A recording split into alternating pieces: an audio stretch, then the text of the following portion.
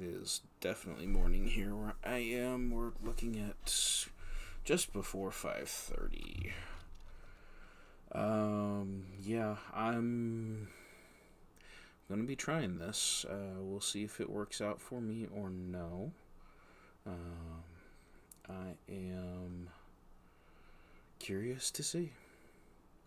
So, welcome to Magic and Mayhem. I am TanktheElder. Today, my intention is to be playing some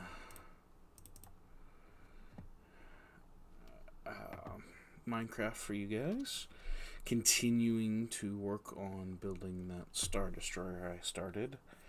I'm not entirely certain what I wish to accomplish today, so we're just gonna pop in there and see what happens. If you find your way in, please feel free to go ahead and ask questions in chat. It helps me feel like there's somebody here to talk to, which is nice, rather than feeling as though I'm mumbling and making arcane enchantments to myself. And having long conversations with myself about things that maybe I shouldn't.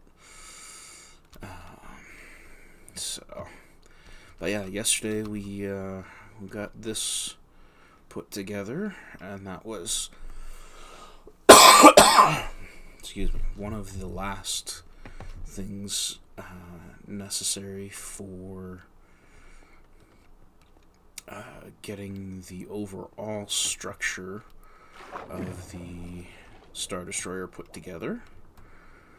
So yay us. I do appreciate how long it takes to actually come down, and that we can actually see out and see at least a little bit that's going on.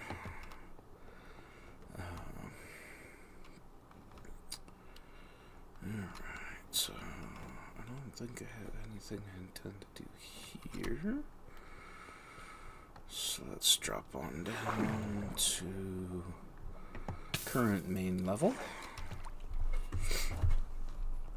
And let's see what's going on.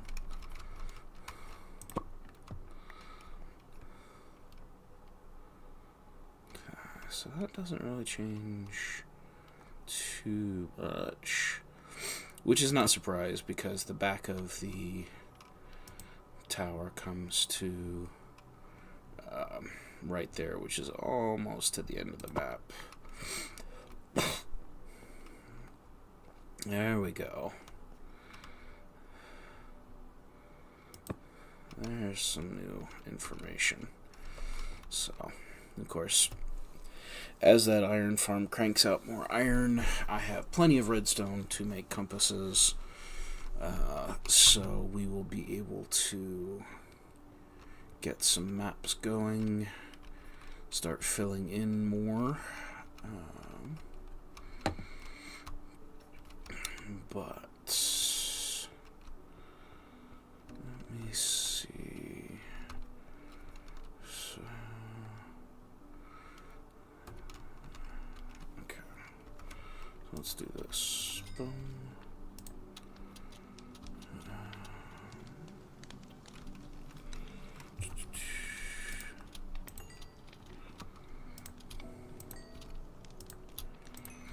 Because I'm going to end up needing quite a bit of smooth stone as we go along here, because I already used up quite a bit of what I had already cooked yesterday as we did things. Let's swap you guys. There we go.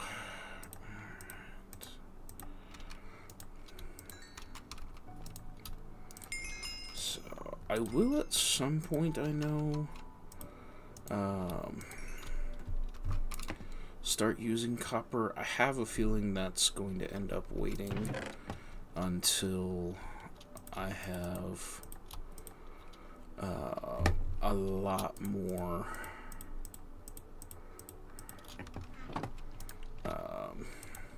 till I really start moving out and working on the surrounding spaceport, where the intention is to have just facilities that would make sense for you to land a battleship in a particular place on a planet when the battleship is this massive. So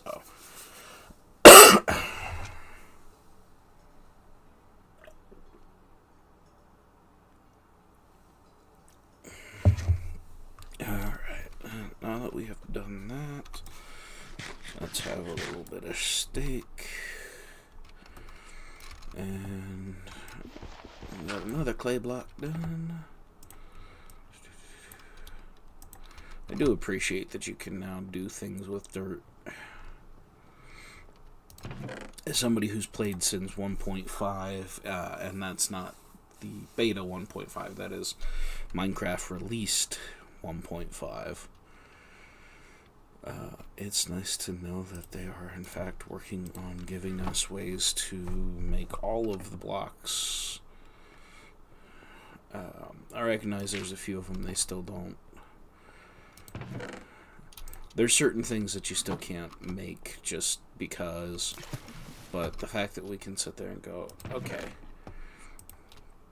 as long as you've got water, you've got the capacity to make mud, even when, as I have currently not found in the world, anything but cold biomes and forest and plains.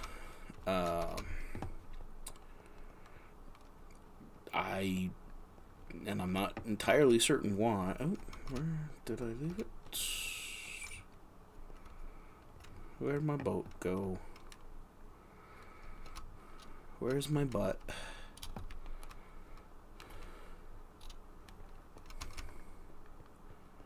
I know I brought it back.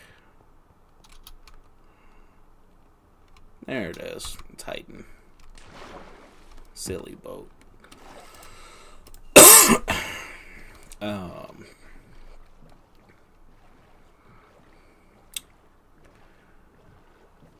But yeah, the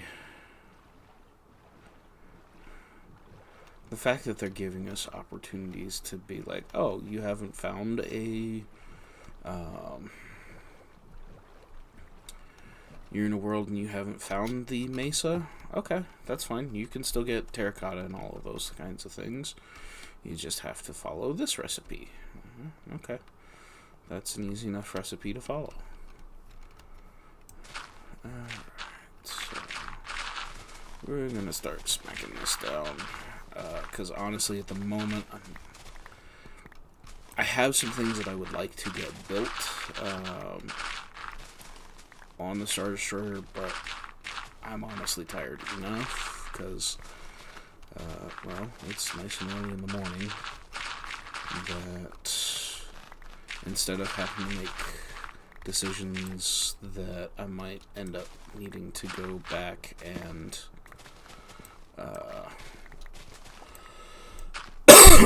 essentially do over, I'm just gonna go ahead and do something that I know needs to get done and doesn't take a great deal of thought or concentration. Yeah, we're definitely gonna have to lower that. It still feels so off.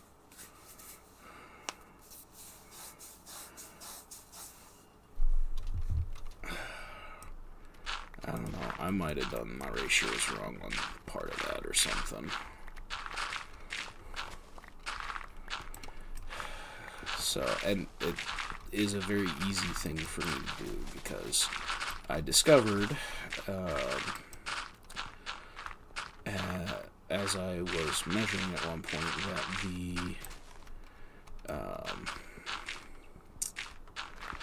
the images that I'm using for reference actually at different scales, which is a little frustrating. So I think that's part of why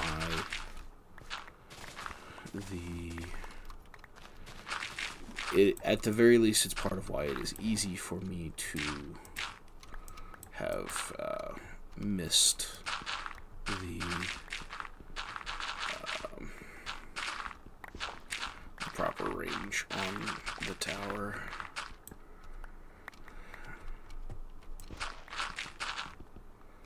So,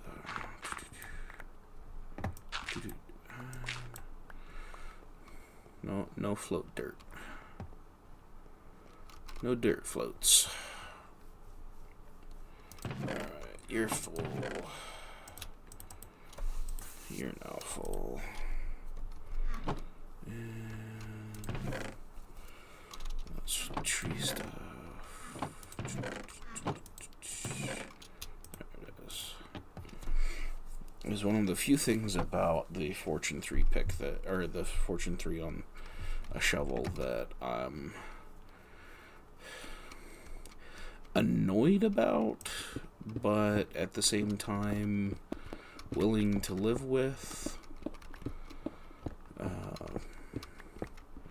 because it does just mean that you're getting so much flint.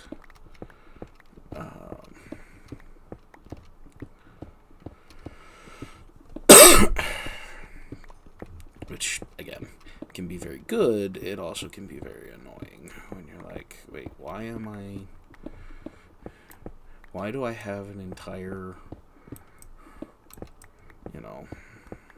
stack and 5 off of, what was that, probably 20 or 30 blocks of gravel that I just tore out. Okay, so let's throw you there. We might come and strip that off, because I think as I'm working on these, we will just go ahead and take the full pathway out. So, and this is one of the narrow sections, because it's not like I actually gridded it off by counting out blocks or anything. So,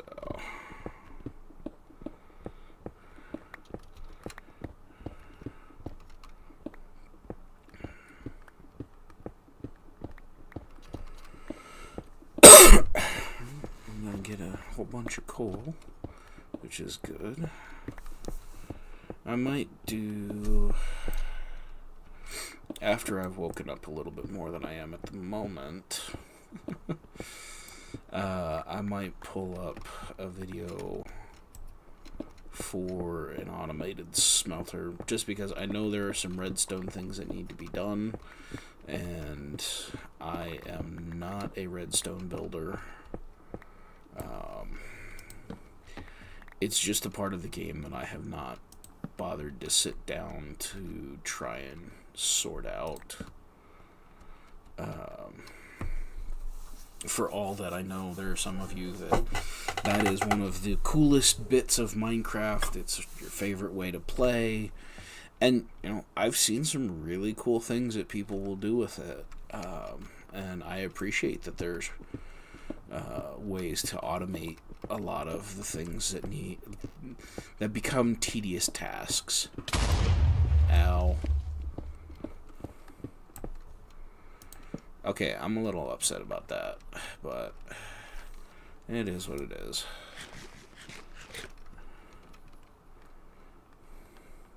Creepers.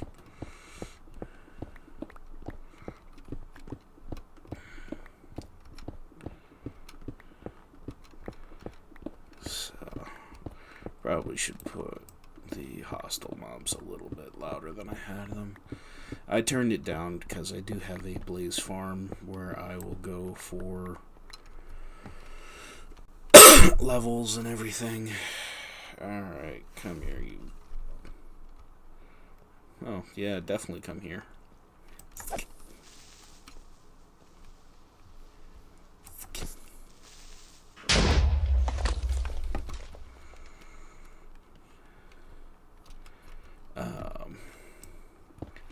And yeah, sitting there with a bunch of blaze around you gets really, really loud. As it does with any of the mobs that you get like more than 5 of in an area. So, but I probably should go ahead and turn up the hostile creatures a bit more.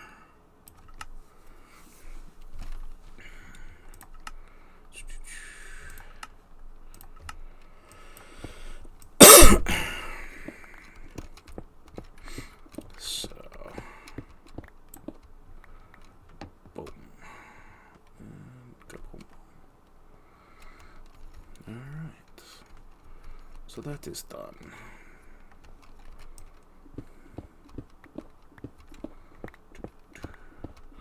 Diorite.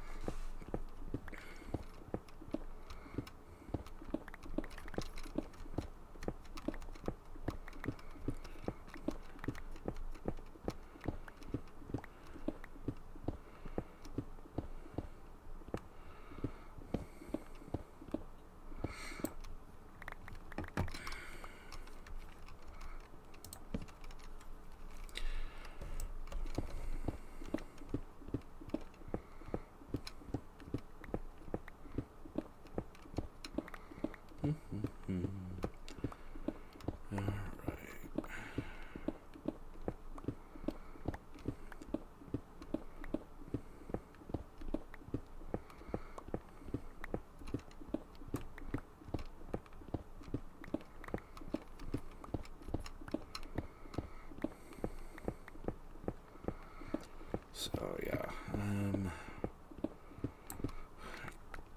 collecting up as much stone as I can, in part because, like I said, I think I'm going to end up using a fair bit of smooth stone, and it's just more efficient to only have to cook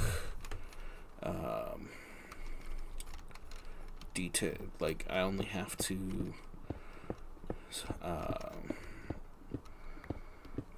put this into the oven one time as opposed to mining copper or mining cobble and then getting it back to stone and then getting it from the stone to smooth stone.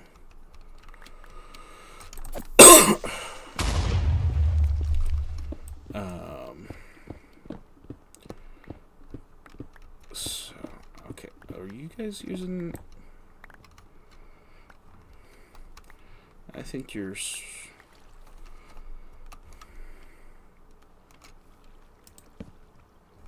Ta-da! Okay. Oh, there we go. We'll just do that.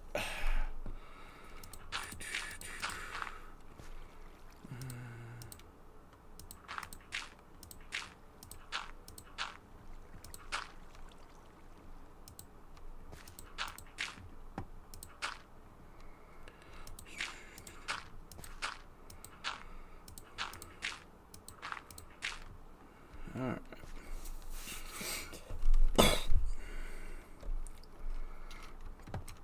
So that was the night of the creepers.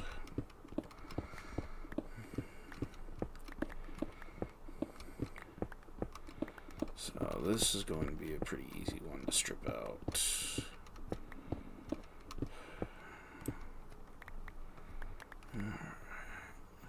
Got all that.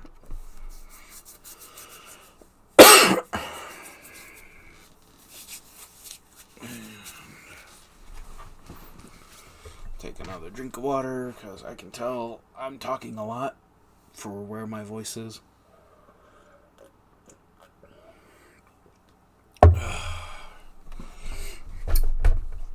Some delicious, delicious peach juice.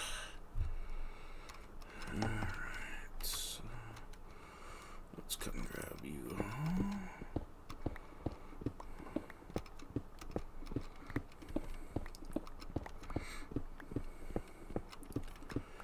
we will probably grab that. The coal for sure.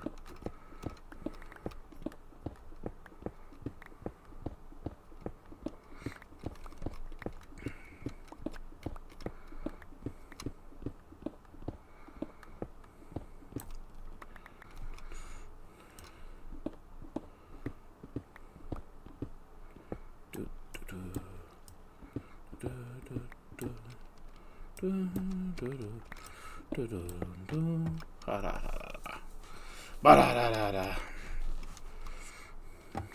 Alright. Let's go drop some stuff.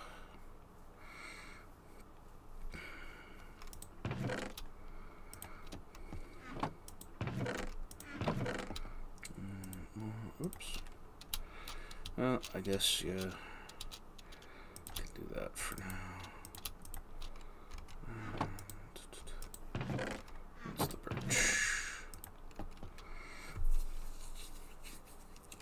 That's what I don't have. I do not have sticks. I do not have a stick.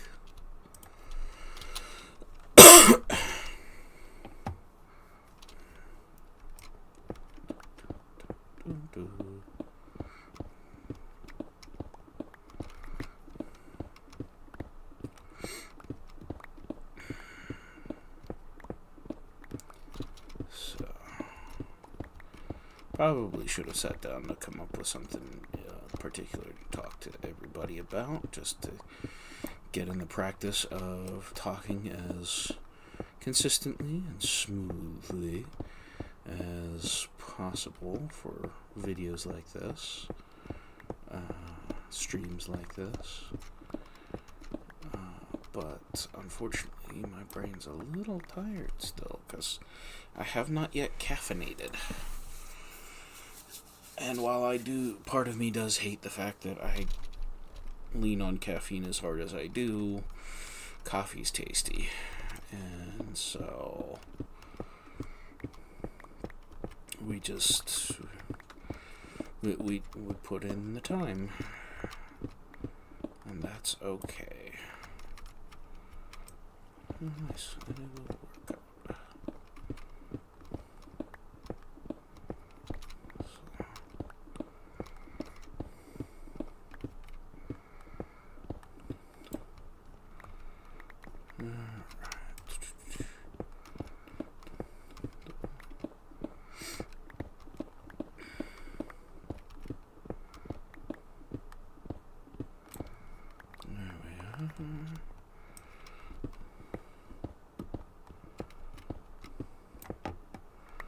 Ooh, found some andesite. Might have to come back and mine that out. Let's get those iron. Because even though I have an iron farm going now, you know, the hoarding is real. So, let's see here.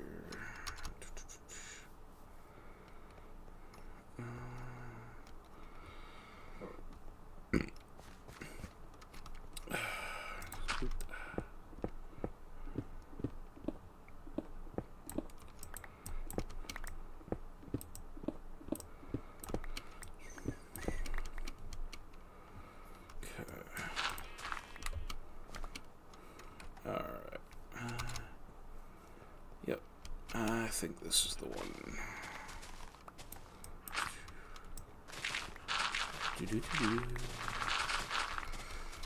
This is one of the reasons why I'm not too worried about throwing away dirt.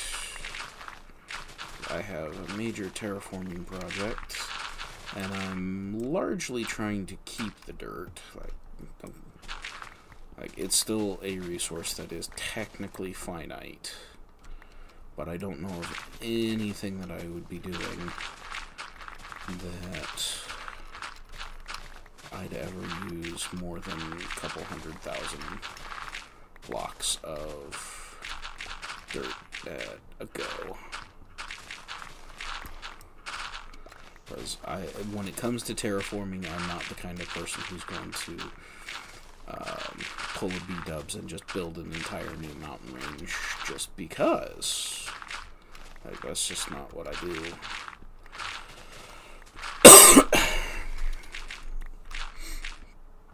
Okay. So.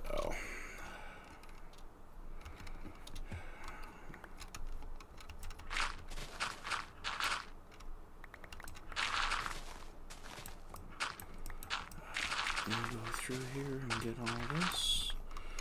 Start dropping some torching because night will come. And when it does, I don't want to have to do tons of mob fighting. And I don't feel like grabbing in bed. So when it's just resource gathering, it's already boring enough. At least with the creepers griefing last night, you know, had that like, oh crap, there's a creeper there. Okay. Yay.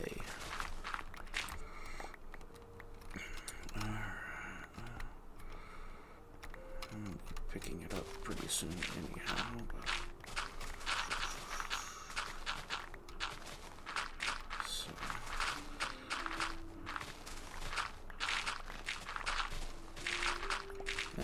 I'm trying to keep an eye on how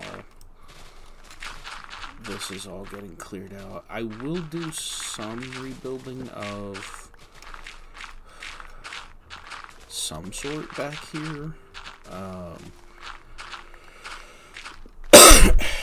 The current, I guess we'll say, quandary that I have about it is I want to make a good chunk of this spaceport. I want to make it look, for one, like the Star Destroyer barely fits in here, but that there is a dock facility that just fit it.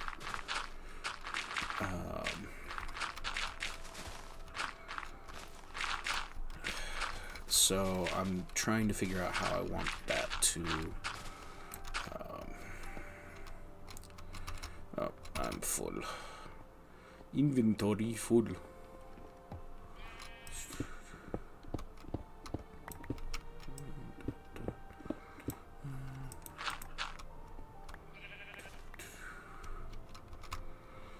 So, but yeah, that's why I'm not picking up little bits of stuff when it's the brown stuff.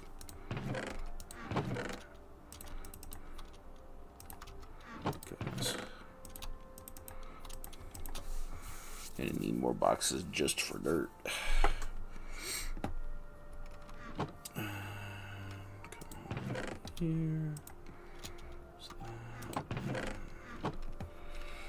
Yeah, I'm not too worried about this stone at the moment. I can just stay in the pockets.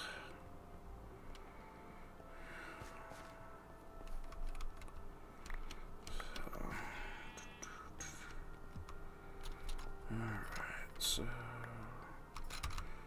I had gone down here. Yeah, there we go. Alright, so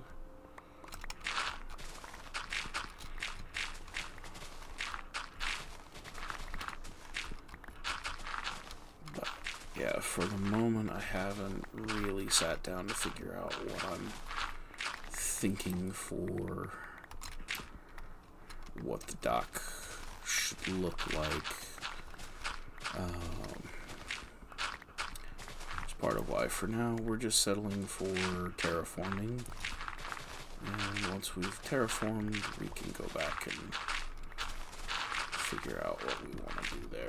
I'm also, with such a massive project already in the building stage, I'm hesitant to spend what might be the same kinds of resources that I need for that over here on land, just because, you know,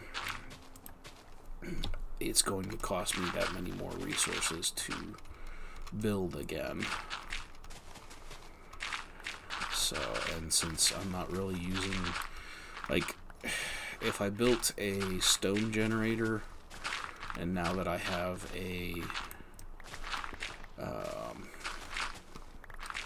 now I have the Silk Touch, yes, I could, do all that. But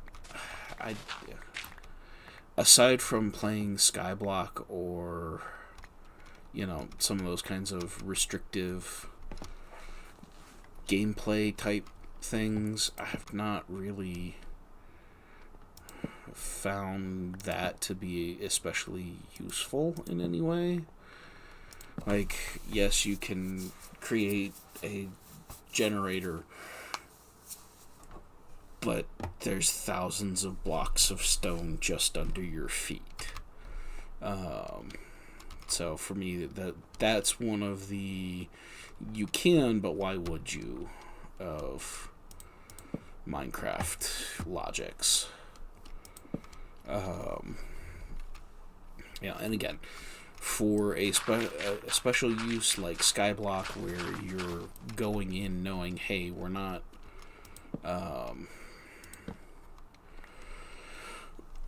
we're specifically not allowing ourselves the privilege of having terrain to use, at least not without a good deal of effort on the part of the player.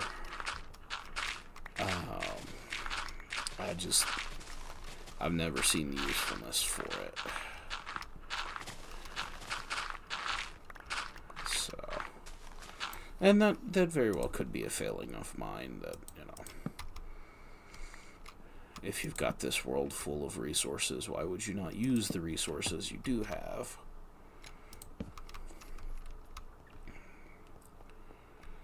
Instead of finding ways to create more resources. Because I'm quite certain that there isn't, like, if you were to follow Kurt J. Mack and his progress on the Far Lands or Bust,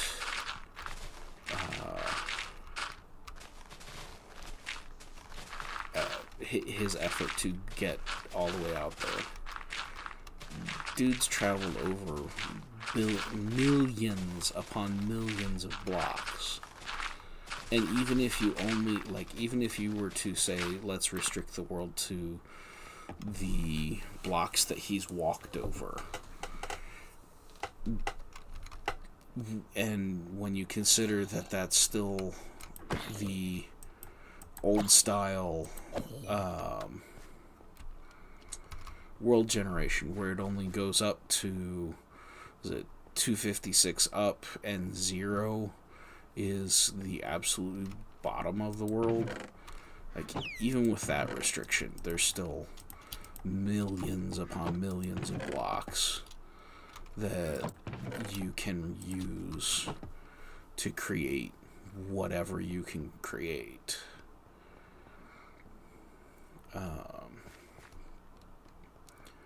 So like I said, that's one where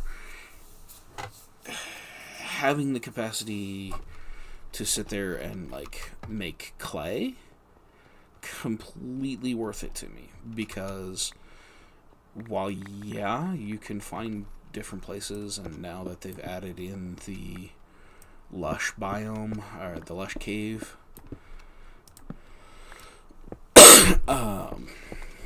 there's significantly more ways that you can find and harvest clay in the world than what there had been.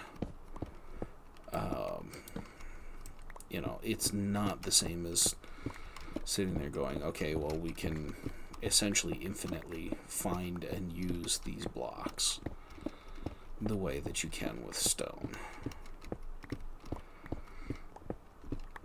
So, but that's my 2 cents on it. It is what it is. Everybody, like, it's one.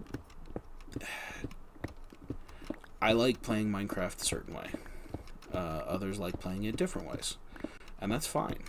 Just like, for me, I do not enjoy server play. It's been something that, like, I've done, but it's hey, you're restricted by these things, or if you don't want people rifling through your stuff, you need to go, way out into the world.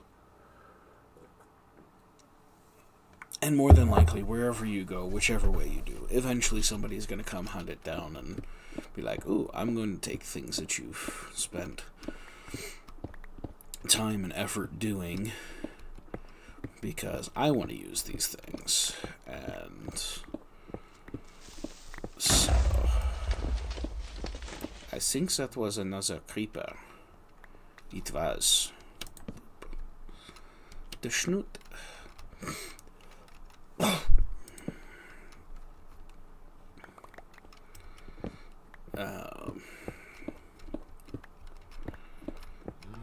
But I know there are some people that, like, that's some of their favorite stuff is playing on the servers, getting to have the interaction with people, the hey, let's be sneaky about where we put our resources. That way, if you don't come in, like, I know because you're not one of my friends, if you find my area, you're not going to get anything good because you don't know how to get in here properly. That kind of thing. And I get it. It's also a way to play with friends of yours. But I don't find it to be particularly satisfying on that one.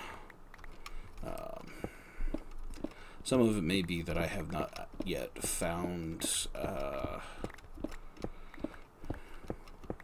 players that...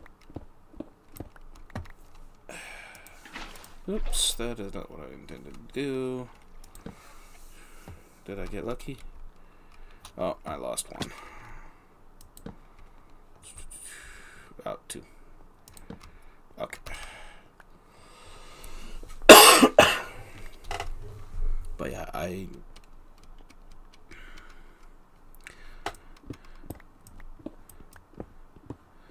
and that's kind of always been my thing. Like, it's why I don't really care for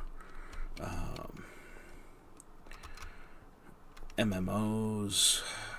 For all that my wife absolutely adores playing World of Warcraft.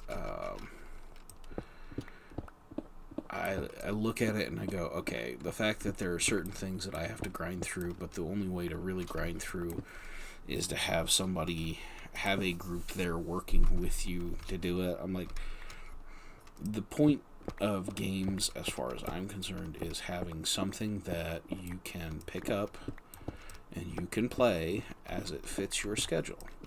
Like, if you want to get up at 5:30 in the morning and play Minecraft,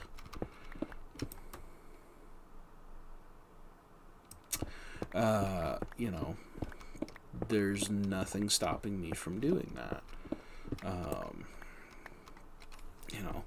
Would it be fun to have a friend or two to come in and, like, see all what I've done? Sure. But that's also, something that I can do here with you guys. Now that streaming's a more stable form of creating entertainment for folks, like, I can come in, I can play my game without having to worry that you guys, like, that the people who ruin it for everybody, because that's just how they go through their lives, are going to ruin my world as I share it with you. I don't have to worry about that because you guys aren't actually in here with it, but you get to see the fruit of my efforts. Let's see what he wants. Because I might run back to the ship, depending on... hay bales and spider eyes. Unbreaking iron pickaxe, fire coral... Bucket of puffers.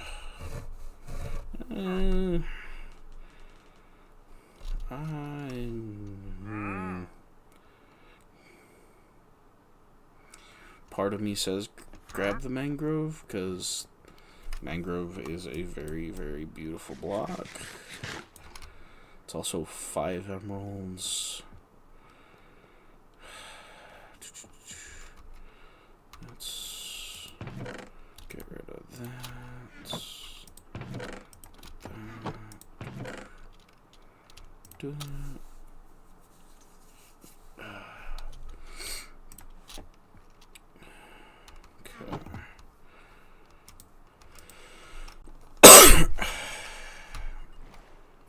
I think I might get the mangrove.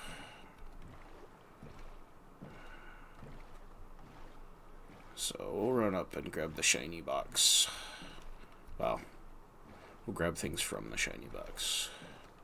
Guess I do have some hay bales.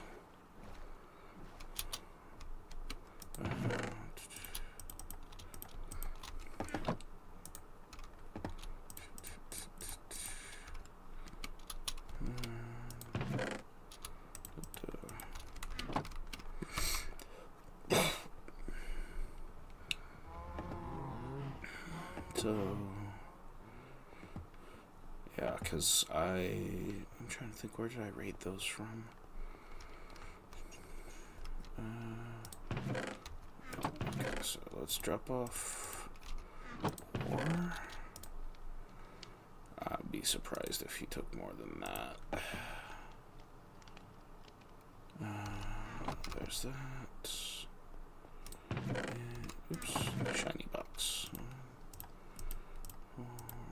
5.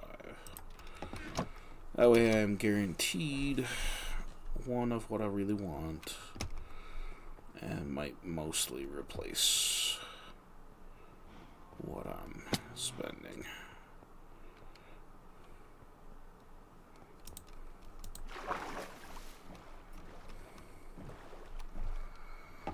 Okay.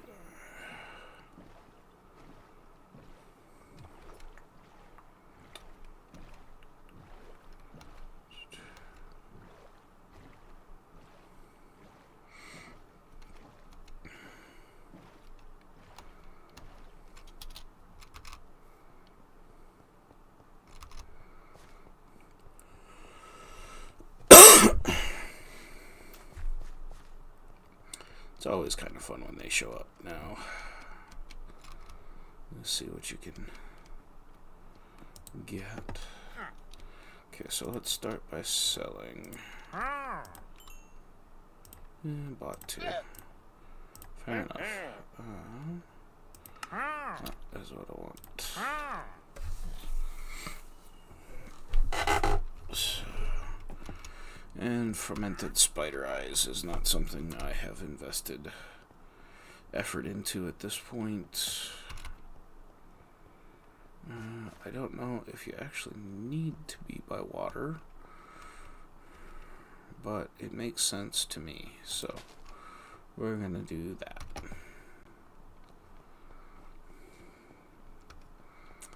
And I guess let's put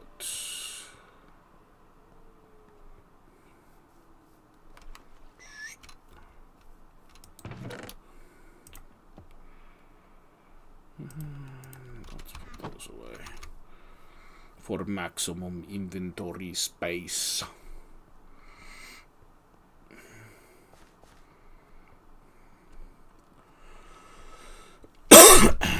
Alright. I'm sorry for all the coughing, guys. I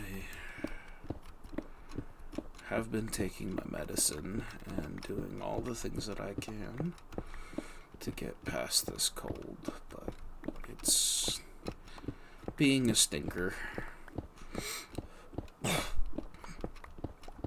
So, it doesn't help that life has us in a situation where I can't do as much resting as I'd like. Did you already lose a lead, my dude?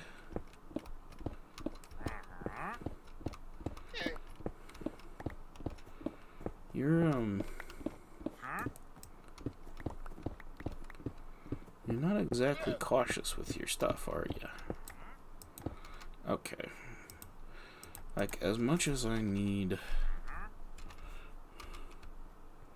more leads.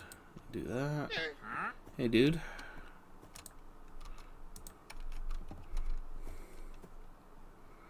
Well, he's mine now. I guess.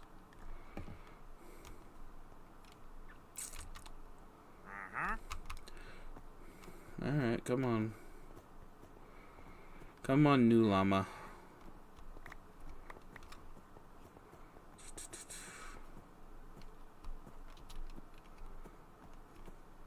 You're my llama now. Come on.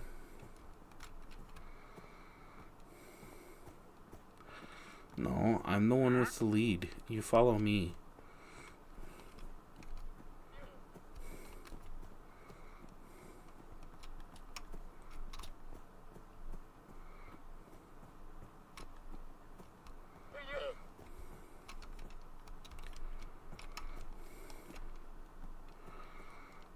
And he just broke it. Okay, well, free lead then. Alright, anyway, back to my work.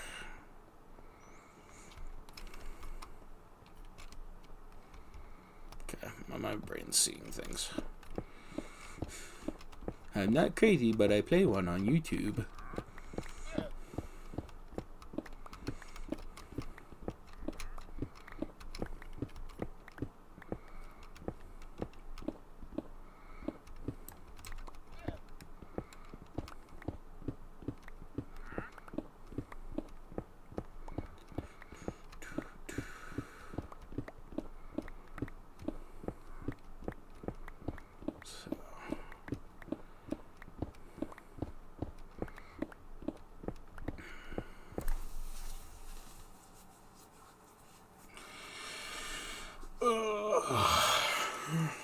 Goodness.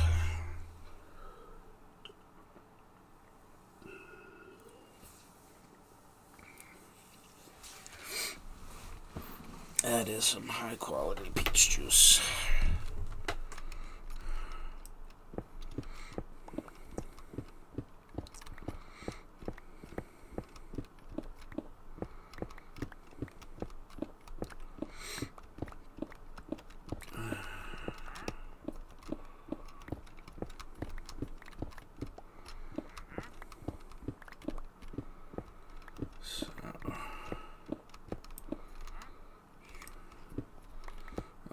We got plenty of inventory space. At least at the rate that I'm mining up new stone right now.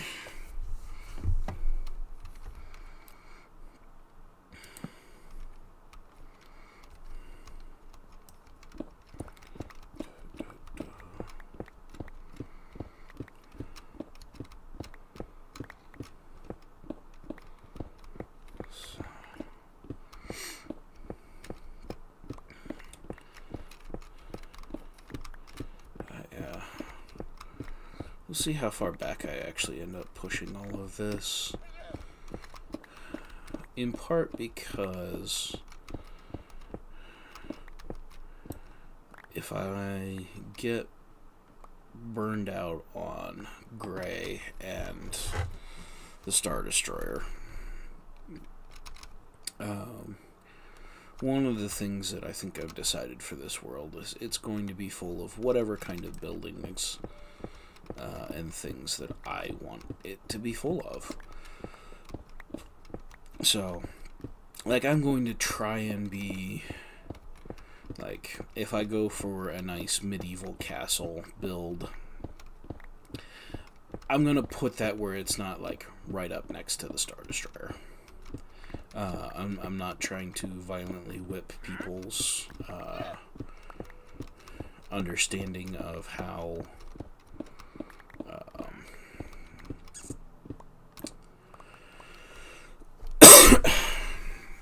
I'm not trying to be super aggressive about how things come together. But I also know, like, one of the things I do enjoy building is, the fact that Minecraft really does lend itself well to building castles and other fantasy, medieval building techniques and styles and what have you.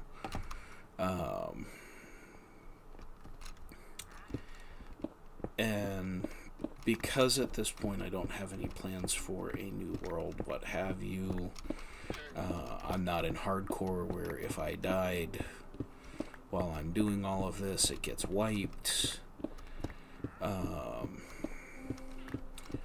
Which I appreciate the people that are confident and skilled enough at playing this game that they can do that, and it's awesome. I love watching Flip do his stuff.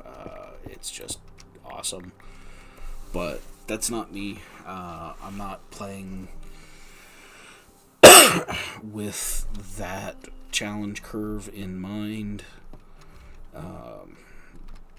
Especially because it is something where, I've played, let's see, how many days I've been in this world for 414 days. And I have done all of the things that I have. And to throw that away on oh crap, I wasn't paying, super focused attention. I didn't go charging super hard into the nether to make sure that I could have netherite armor, all that kind of thing. It's one of those things where that's not a challenge that really appeals to me at this point in time.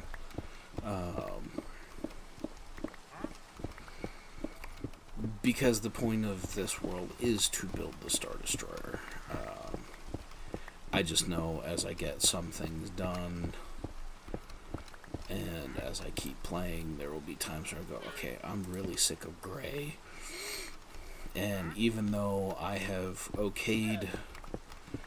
mentally okayed myself to, on the interior of the Star Destroyer, anything goes. As long as it's making sense for this. Either this is a functional piece, like, say, the iron farm, of, if you really want to be independent of when it comes to your mining and how often you have to do it for resources, having an iron farm is one of the things that does free you from having to constantly be in the ground looking for iron. Especially because since they changed the rules on ore generation, I feel like finding enough iron to really sustain yourself is not the easiest task, especially if you are not... If you have not advanced your world state enough that you can do full enchants and have Fortune 3, it feels as though the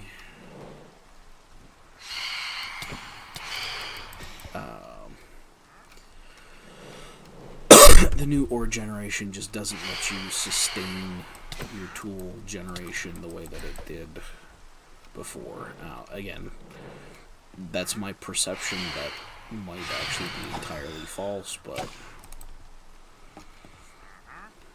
in the experiences that I've had playing since they've altered it, it feels like that's one of the things that is now a much more difficult resource to stay on top of.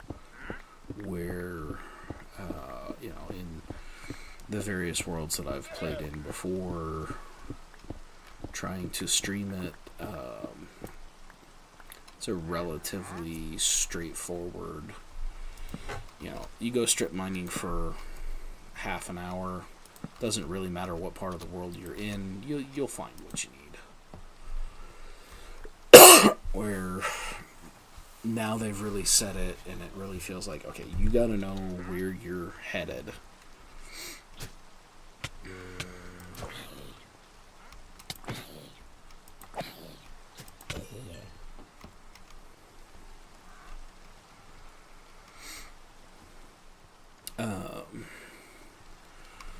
To actually be able to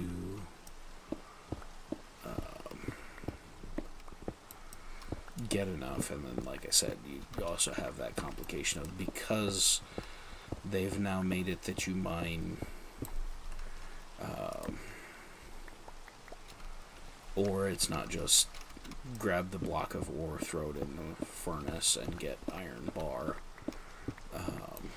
If you don't have Silk Touch and you hit an iron block, now you're dealing with the same thing you would be if you're doing coal. Now, don't get me wrong, I think it makes a lot more sense to do that, just in terms of the difference between real-world mining and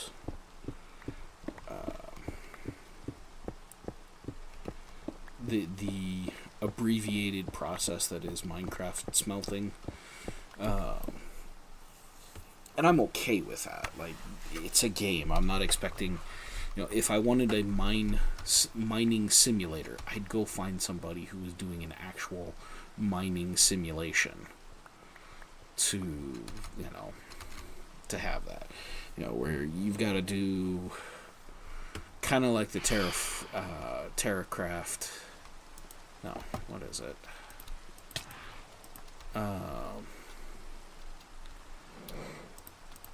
Terraformacraft,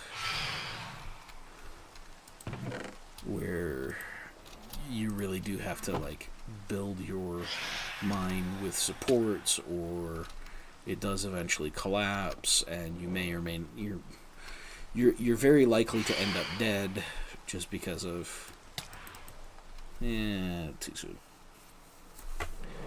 Come on.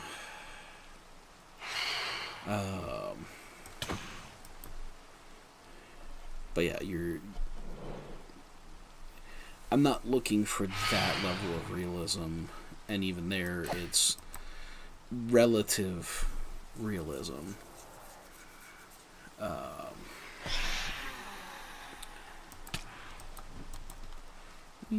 Turkey.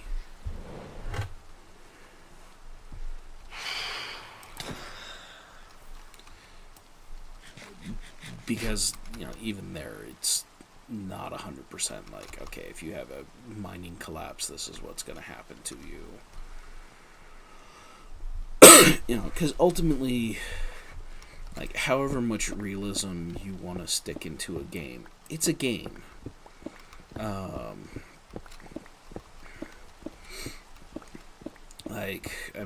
One of the things that I always wished I could have had as a kid, just because it would have been so much fun to be like, okay, wow, this is how complex it really would be to drive a walking mech. Is the I've heard of, and it just fascinates me that somebody did actually take the time to build, I think it was a Mech Warrior was the series, but how did a COD end up there? Did I miss that? Or do we have self-removal COD in this?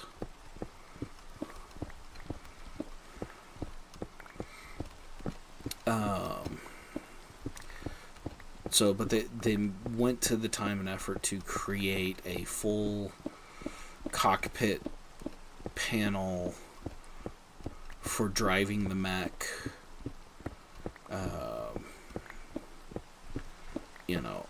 and playing the game. And I love that somebody did that. I also know that if most people had had to do that, the game would have sold like 30 copies, and not because of how expensive the setup was, but because it's it sets the learning curve so steep for your game that you can't, like, nobody who would pick it up is going to be a quote-unquote casual player at that point. Like, you've eliminated casualness from your customer base by making a controller that is that complex. And again, there's nothing wrong with that, but just understand, the minute you do that, you have cut your potential profits significantly by making it that I don't want to say inaccessible, but at the same time, it's really what it is. By making the world, dude, you are playing with freaking fire.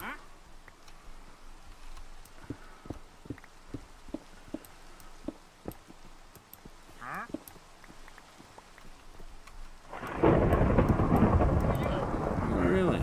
Okay.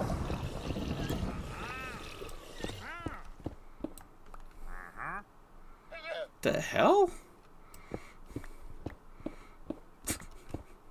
Minecraft, you're drunk. It's a storm. It lasted one lightning bolt long. What are you playing? Colorado?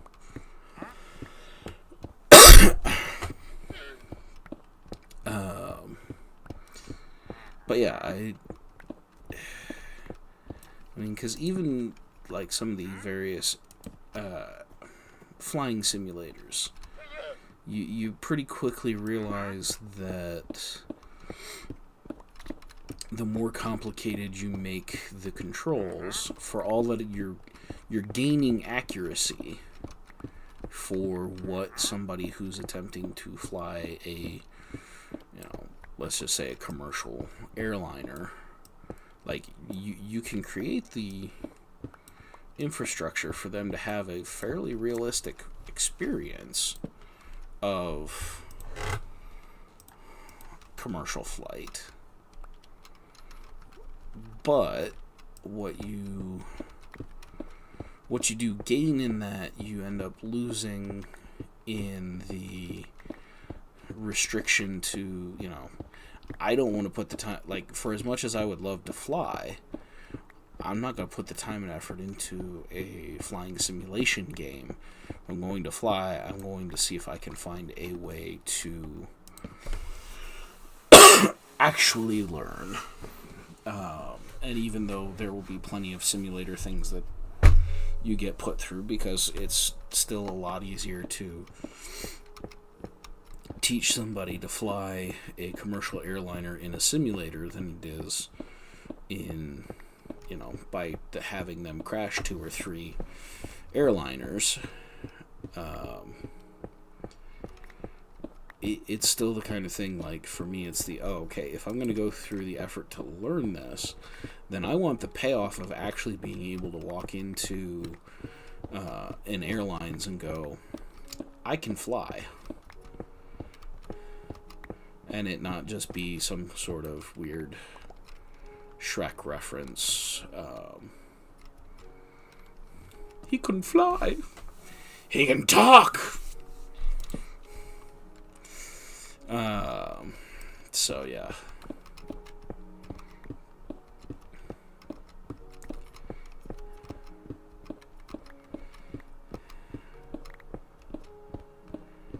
But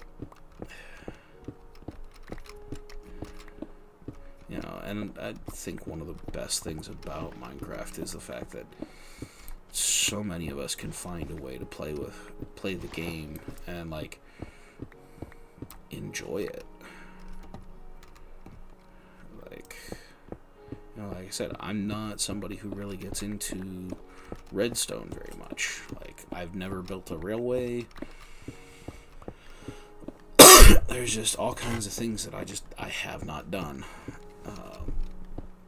And yet I have been entertained for the better part of 13 years playing this game. And it's all because it's built in a way that you can find and enjoy the game your way. You know, Minecraft is the Burger King of gameplay at this point. You really can have it your way. You know, I'm one of those people who I want to do an insane build. So I am. Some of you are like, I would never put that many blocks together. I just like seeing how the world generates. And I love that too. I do. Exploration is one of the things in Minecraft that I absolutely relish. Just because they do have so many things that you can do that let you, all of the different habitat upgrades that have come through since I've been playing have been just phenomenal reasons to be like, I want to go find the mesa. Or, you know what, I'm going to do what some people do and just find the guys who've already, mined seeds for, hey, this place has a really awesome mesa. You're going to spawn into it. I don't do that very often because I like the experience of starting a world, coming in, knowing nothing about where I need to go, find things that I want to see, and just explore. But at the same time, there are times where it's like, okay, I really do actually want to see the mesa biome because it's so cool. And so I would put those in, and I'd get a chance to see, oh, okay, that's a really fun thing that they did there.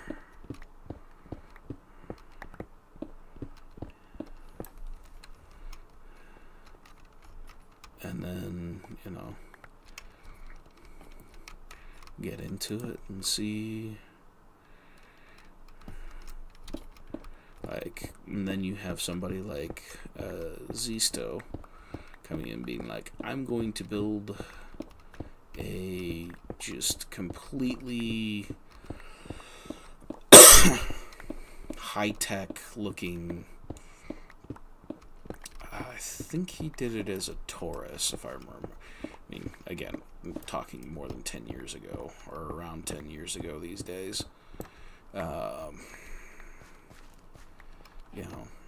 Built his base, and it was this massive thing. And I think watching him and several of the other, when it was Minecraft,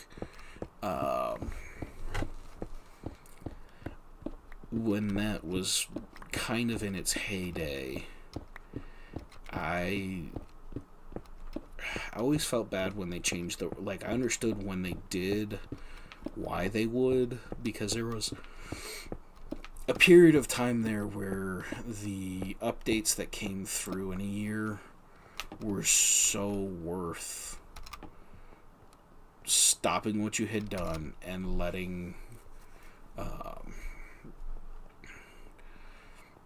and just starting a whole new thing, because the new additions to biome generation were just that much extra. But I always felt bad for a couple of the guys who liked doing the bigger builds, particularly Zisto, because the scale that he built his stuff at was just jaw-dropping in its ambitions. And I don't think there was a single base that he did that he actually succeeded in creating everything he wanted to in his base. Totally worth going back and watching some of the stuff that he did. Just because, again, it's on such an epic scale that he was one of the reasons that I look at this and go, it's doable. It's insane, but it's doable. So, alright, we've been going for about a bit over an hour now. That's fun. Sorry that this is not the most riveting gameplay, but I really am trying to get loads of resources put together.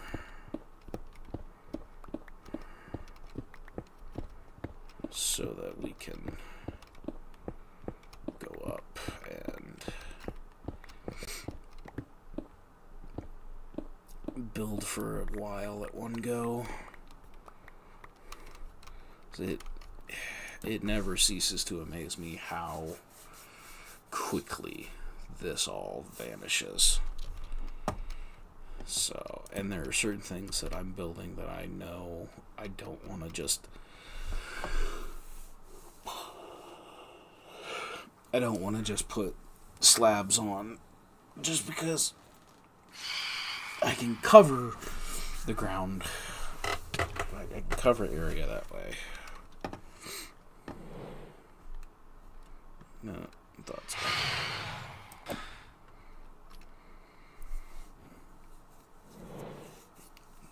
Like, I didn't have my hand on the mouse and yet I moved.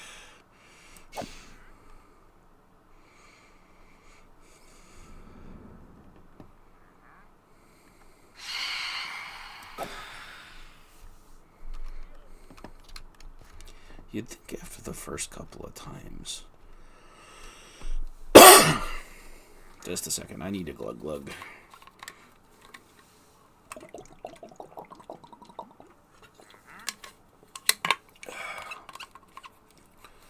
This is my lovely glug glug. I love it because it makes the glug glug sound. But yeah, I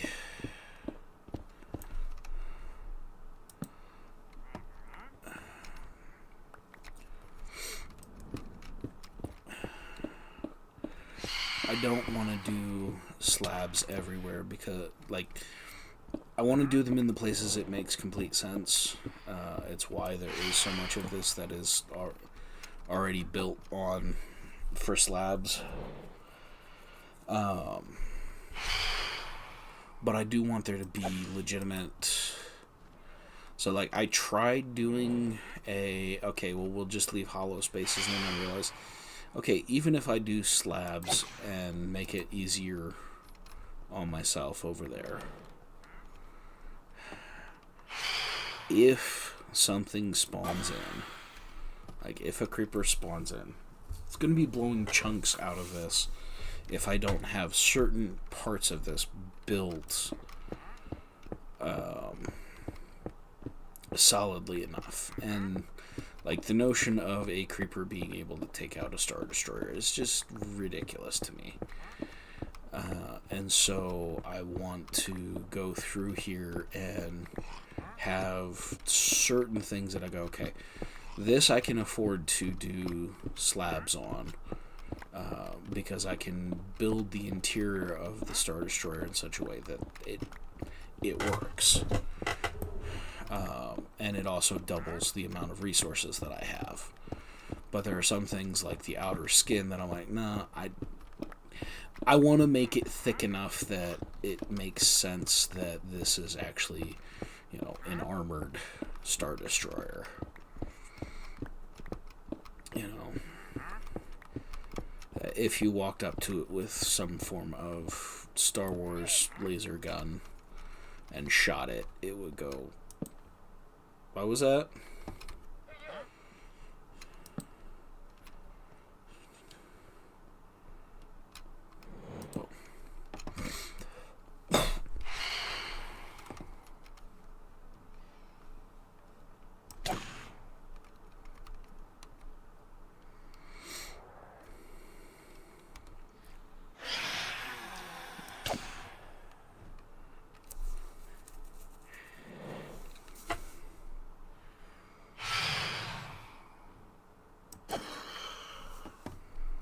Split your face in two.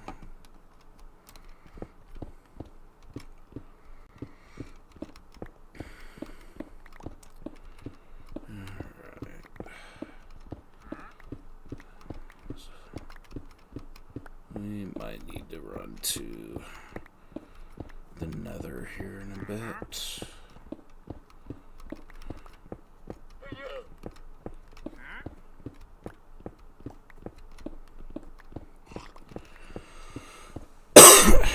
Because I don't want my silk pick to go away. I'm not entirely sure how I want to handle doing AFKing. Because I really don't like AFK farming.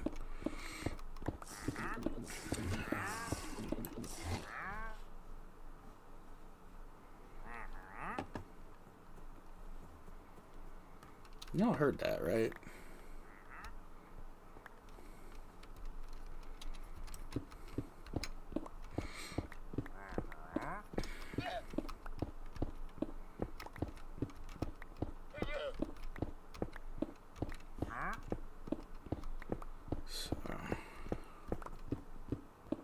Oh.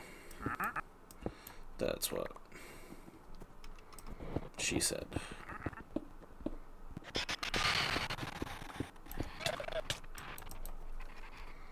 Oh, you decided to all come play together, huh?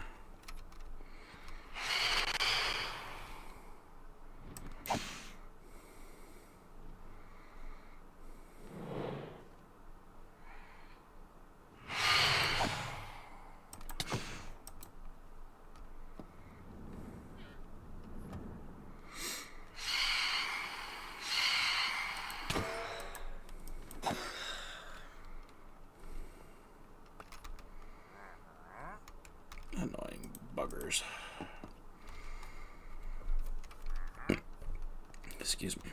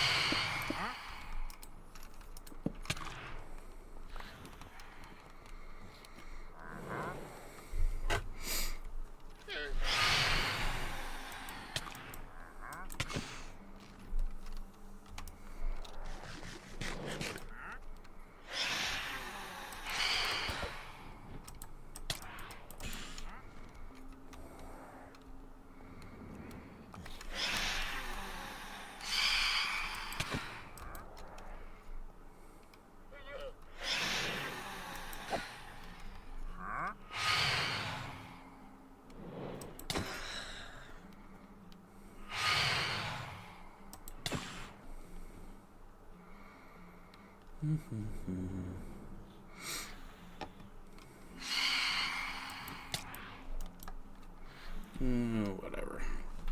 You're about to burst into flame.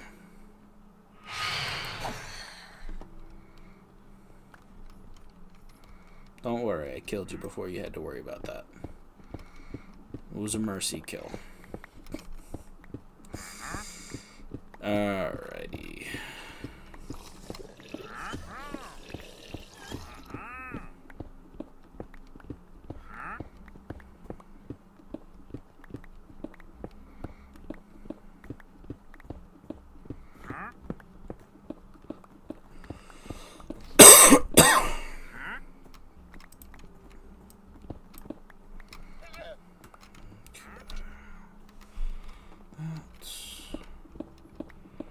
Should have enough to do this, and then we'll run it back, and then we'll actually build something today.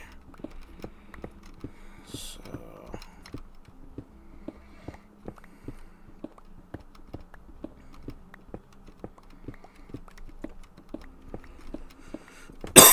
because I promised that the building is a major portion of what I want to do with all of this. This is just the live streaming so that we can gather all of the things.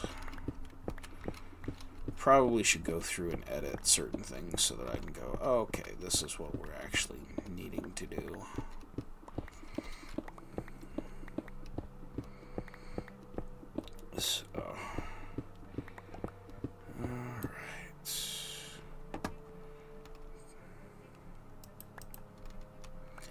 rather have those than a useless resource from the most.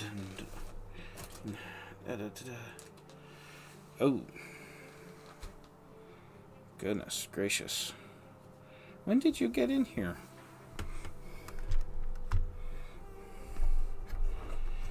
That's not good.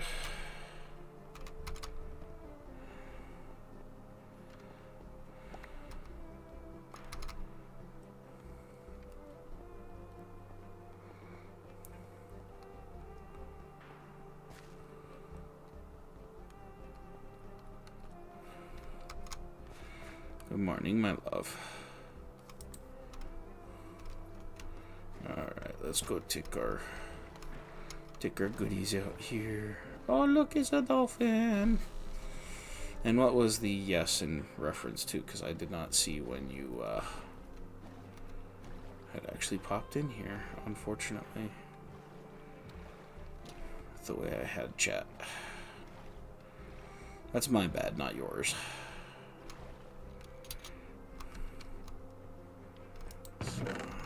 There we go.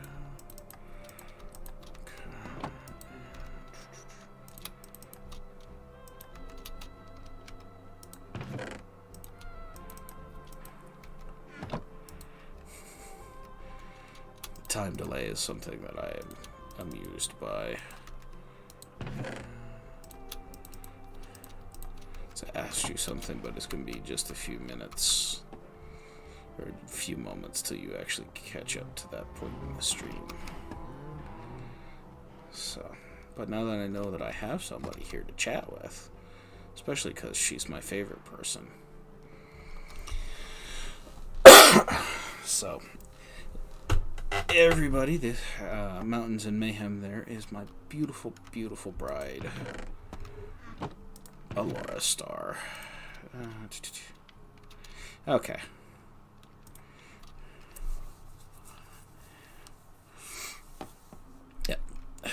So, turns out that the sound that I heard was actually the llamas, the horrible growling thing. So yeah, that is what it is. All right. I did say I was going to build some things. Yay! Splash into water. I'm sorry, babe. I don't think it's going to be any consolation, but neither am I. But I woke up, and this is what I'm doing, so here we are. Actually, let's take the boat. It's just going to make some of this easier. Come on. There we go.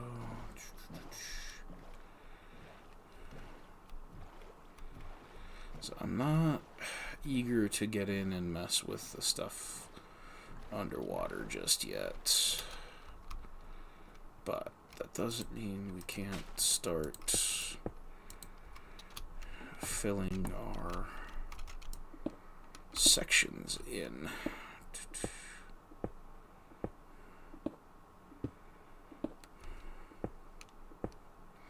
Then I'm going to have to make the tough decision of, do I come back in here with the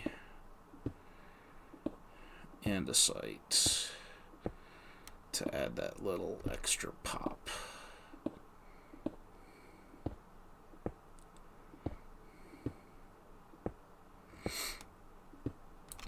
Okay. Oh, no. Bad kelp.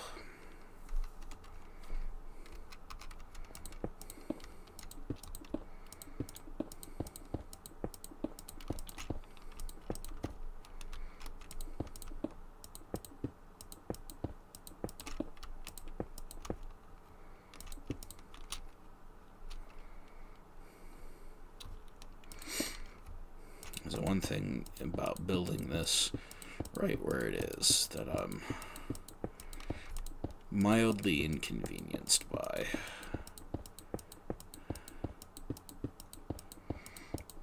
So, Ta-da.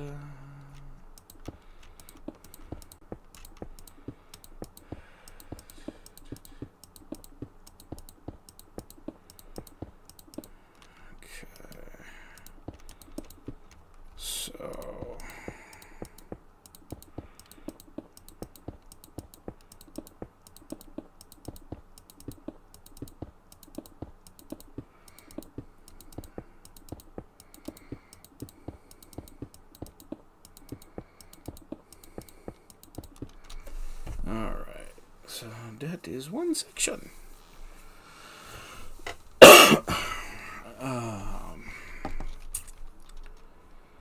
So, let's see, let's go make this kind of fun.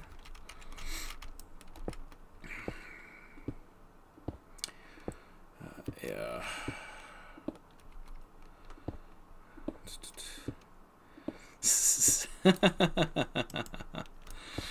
I'm sorry, Bubby. I woke you up already. At least you guys can kick back and relax, and Bubby gets to see Daddy doing something he really enjoys.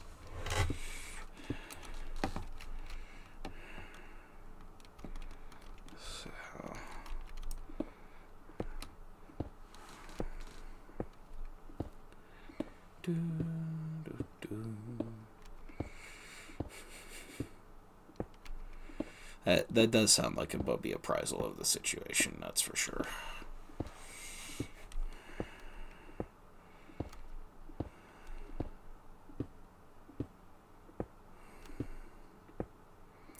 Guess we'll have to sit down and figure out what the plan is, since it sounds like the plan has to change for the weekend.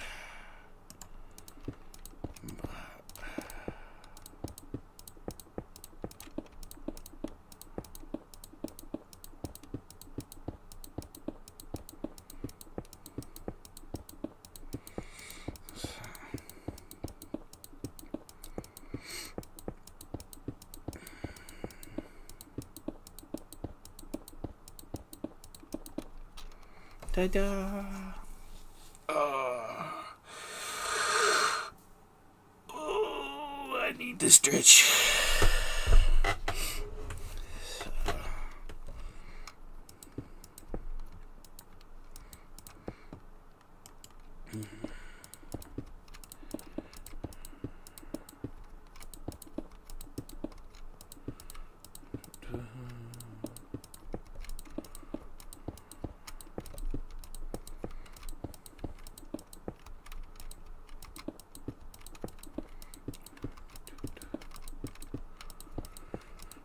Oops.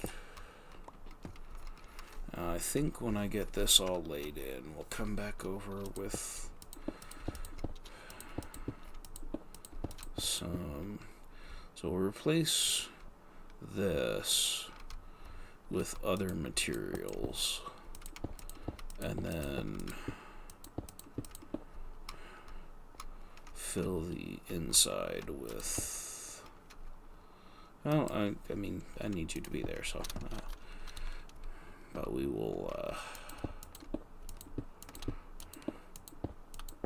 come back in and do the extra layer with cobblestone on the inside of it. So, basically coming back and covering the...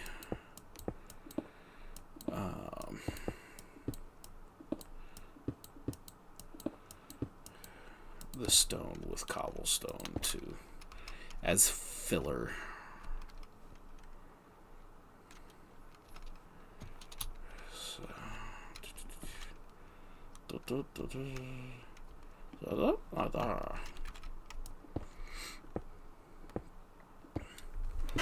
So, as I want the exterior to be smoother, but I also have boxes and boxes full of cobblestone, so we'll use it, especially because it's easy to find.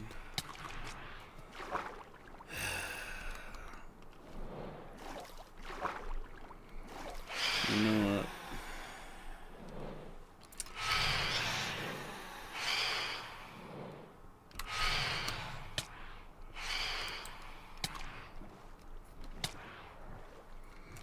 We are close enough to one. We're gonna do this.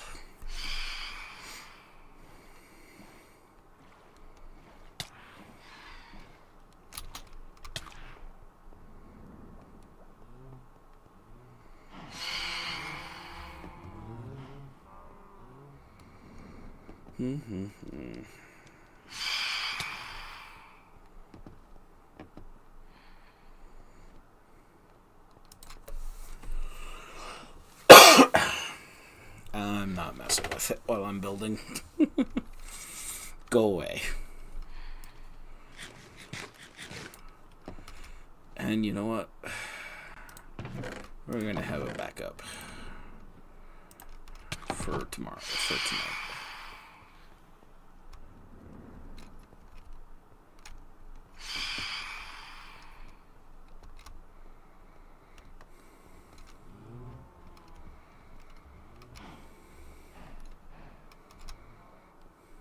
Alright, come here, boat.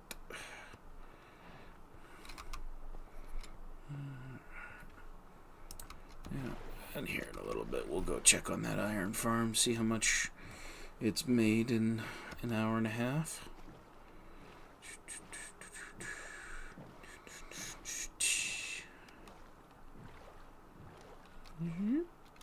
Yoink, yoink.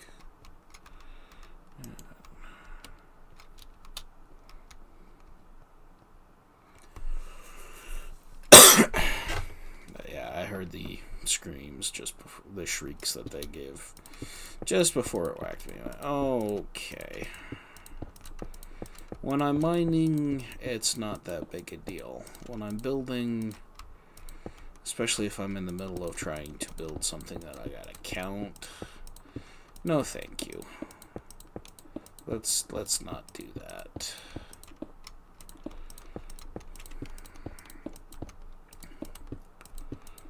So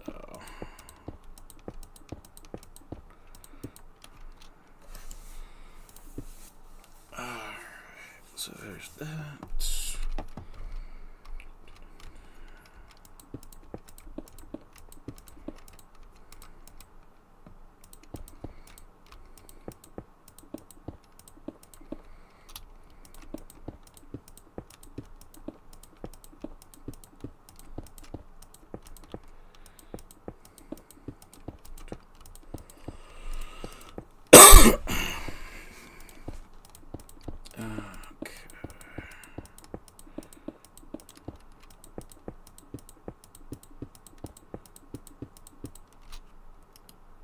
Boop.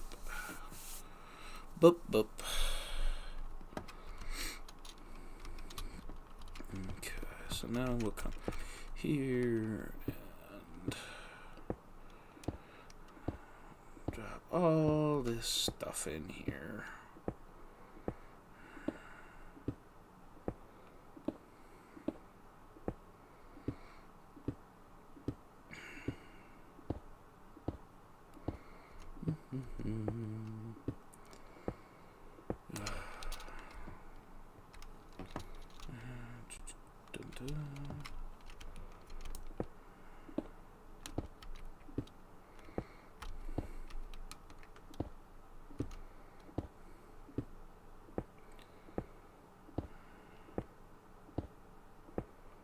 So, yeah, we'll get some progress made. Then I probably should go over to the east side of this and get some progress made over there too. But this seems to be my practice side.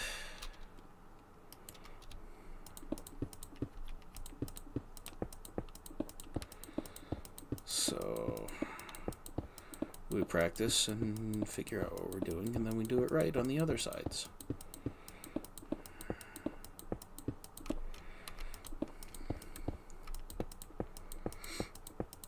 So I'm also going to have to decide.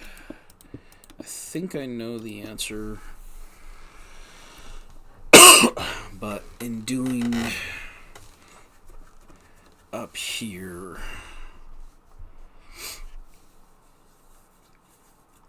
I'm going to have to decide how we're going about that.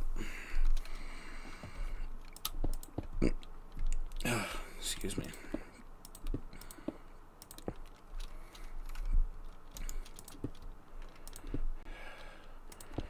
I am so happy that they have included that key function now. For all that I still have the muscle memory to open my inventory to pick the next stack of blocks to work with. Only having to look at the block that you want, click a button, and if it's in your inventory, it gives you a full stack. It's so nice.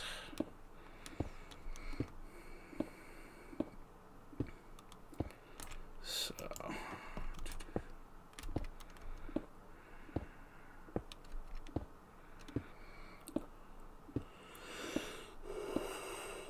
excuse me. I probably need some sleep too.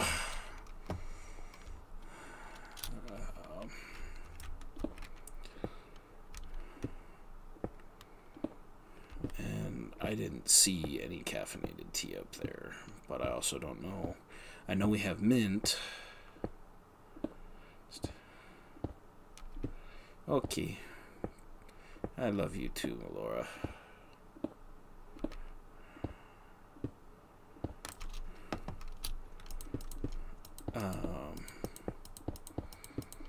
By chance, could I get you to make me some Irish breakfast tea, maybe?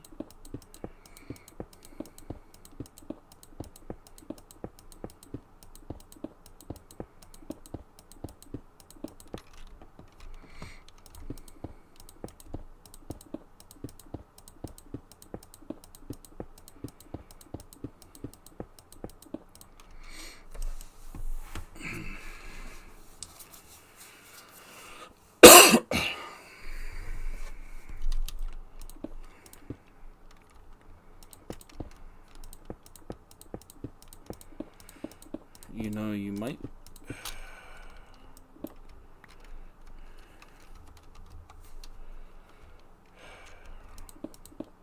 I don't know if you're here to still hear this or not. You might consider asking your mom if you guys wanted to run up to the cabin, give your dad the weekend to rest. Can you do that iced, please?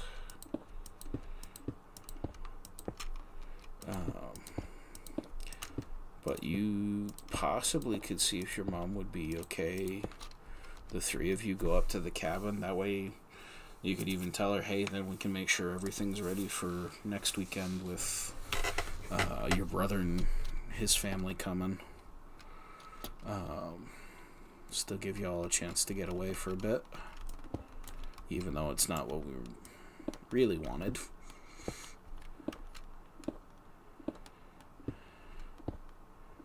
So, and I very much appreciate you bringing me caffeinated beverages.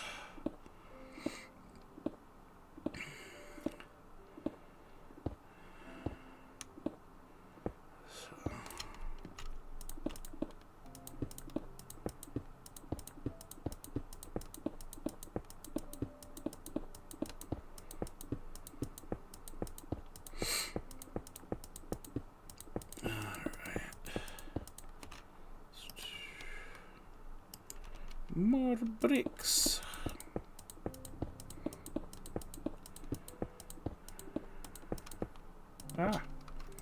No. Bad block placement. Bad. Now,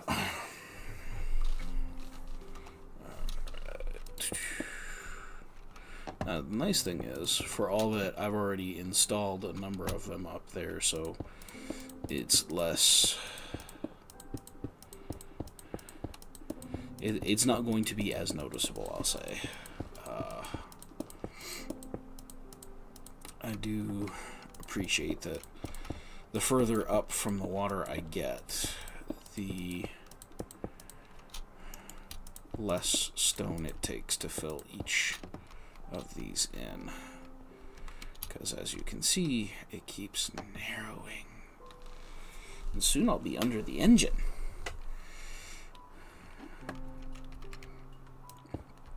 So, that'll be fun. Yep. No, I understand. I know how much you need a break. And so I don't want to throw the weekend away just because. But at the same time, you'll have to figure out what actually makes sense for everybody. So I just hope you guys can figure something out, because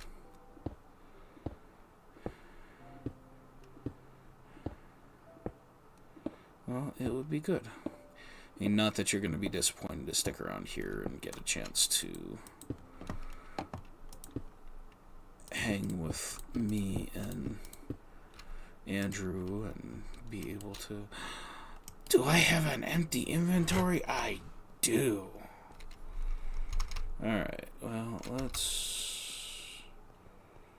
I probably should just go ahead and sleep.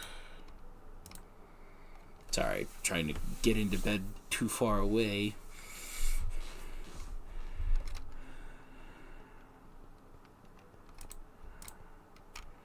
Alright, and I didn't. That's one thing I should be smart and do.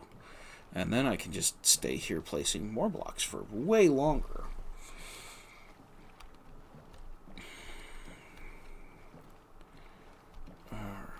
So, and the nice thing is, if I do this right, I don't even have to get out of the butt. Okay, and...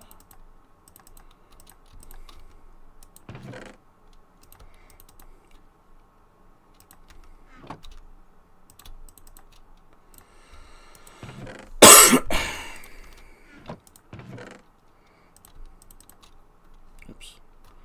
Let's do it this way. There we go.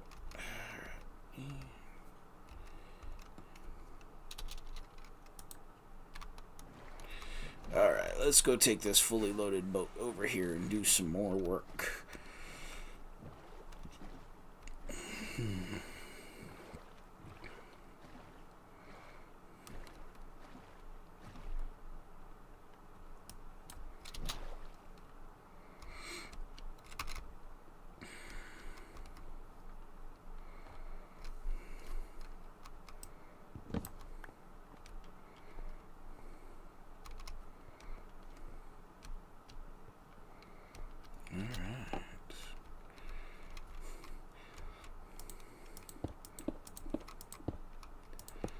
It is interesting to me how much it feels like I've done so much more work than this. And yet, it makes sense that I've only gotten as far as I have.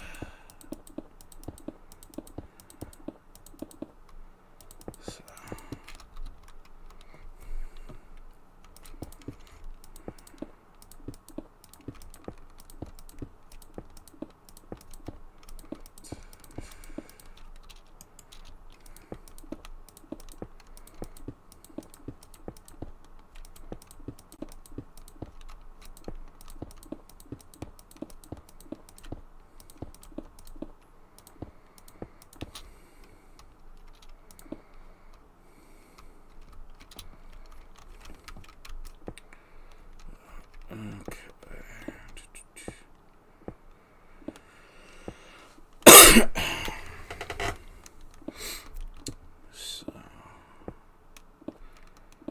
Yeah, one of the other things I'll end up having to do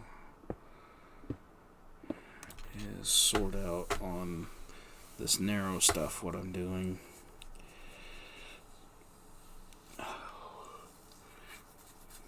I'm not sure. So I need enough space for certain farms to have some headspace like the iron farm does. But I'm going to have to figure out is this...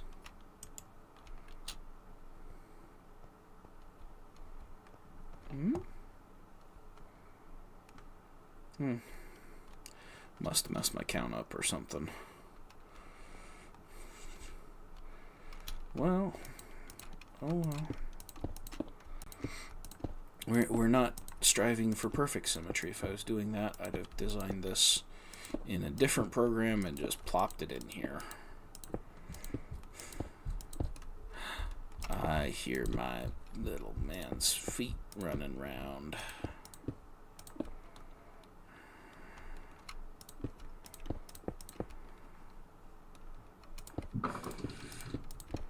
And we just dropped a car.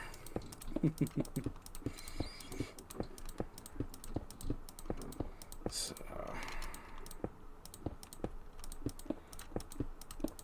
I may bring...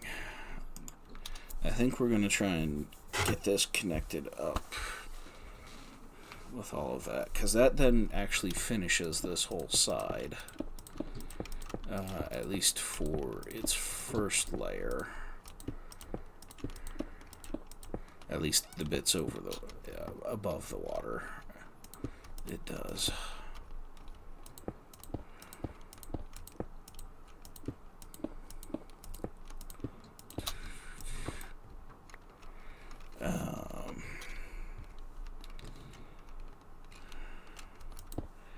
And I might go ahead and keep extending the ribs of the other side,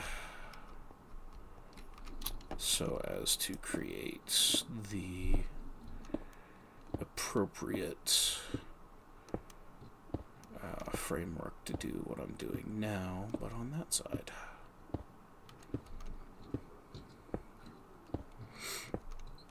So,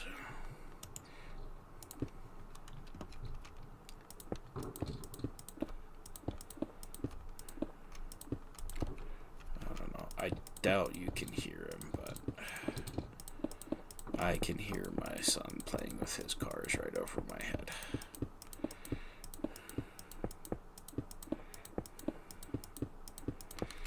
Which is just, it's nice. So unfortunately, the rigors of the current demands on my time and efforts means that I don't get to see him as often as I would like to. But here, after a little bit, I'll get a chance to get up and see what he's up to.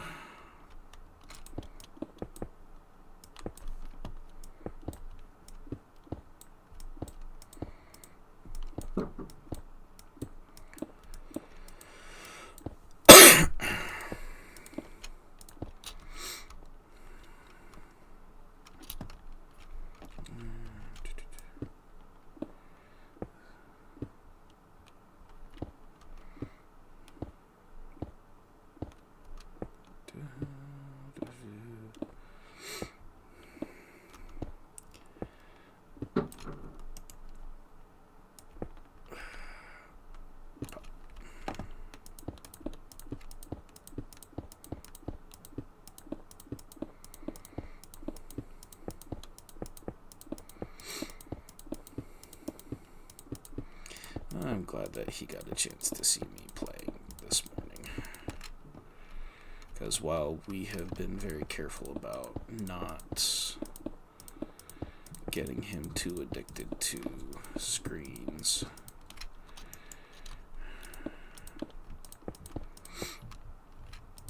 I think he will find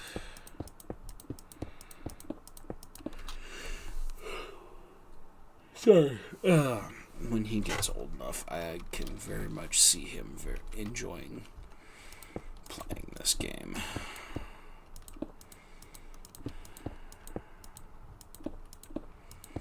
And then it will be very fun as I watch him discover things that I've known for a long time and see what he decides is fun to him.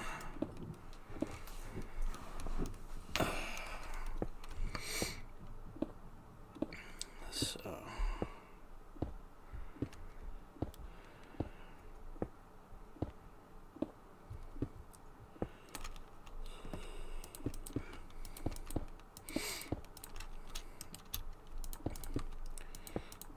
because I am quite sure that he will not be constrained in quite the... I shouldn't say constrained. He will enjoy completely different aspects of this game than what I do. And that's okay. So, right now, its biggest flaw as a game is as far as he would be concerned, is there's no cars. And that's just, unforgivable.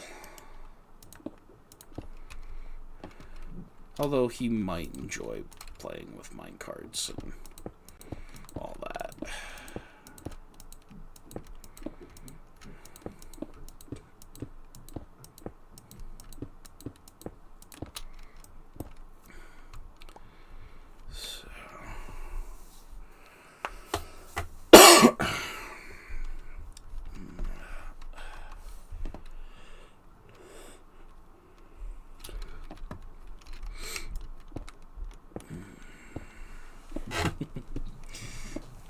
It's one of the lovely things about this, working at it this way. Each time I do it, it gets easier.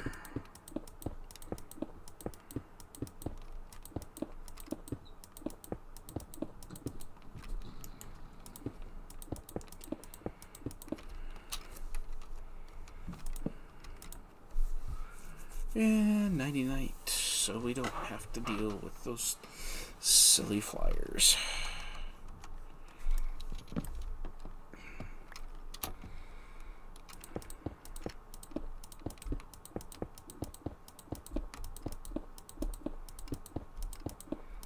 Probably should do that at some point.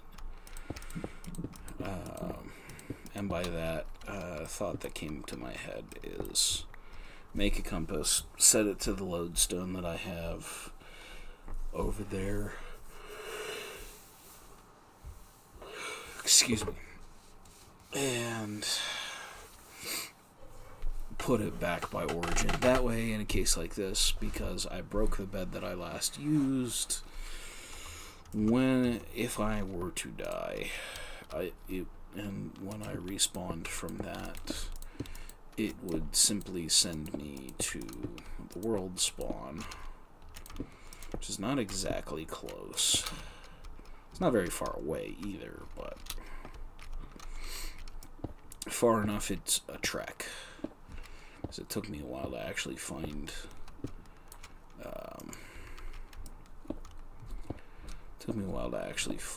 the ocean in this world,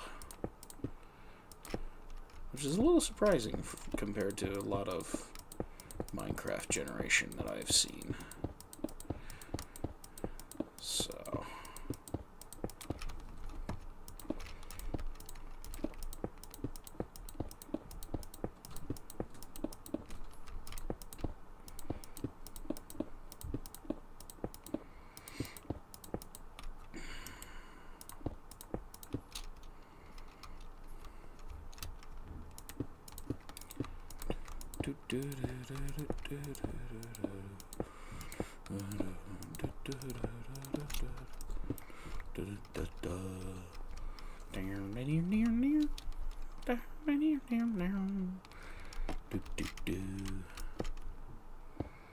I'm crazy, and I love it. So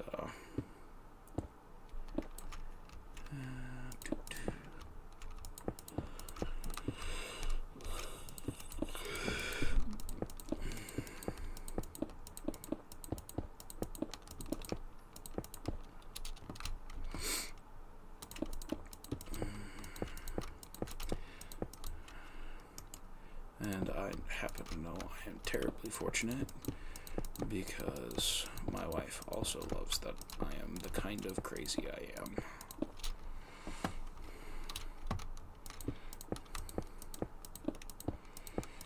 And she's the one that decided she wanted to say yes. So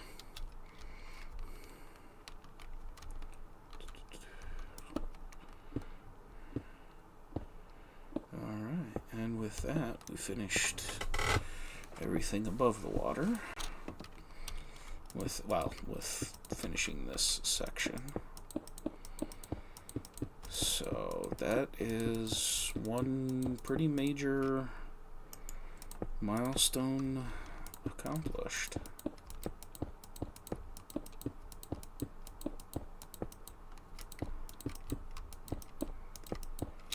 Boom. Alright.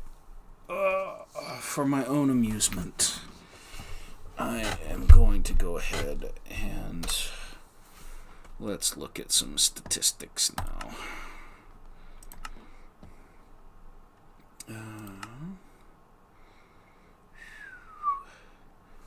Closing in on 100,000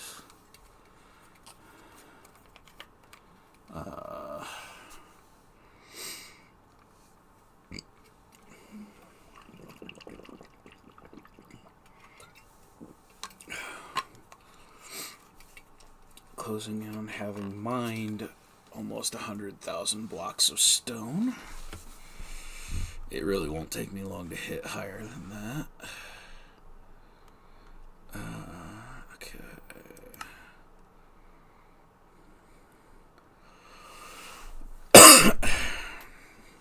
Alright, so that kind of throws things off because I used that over the underwater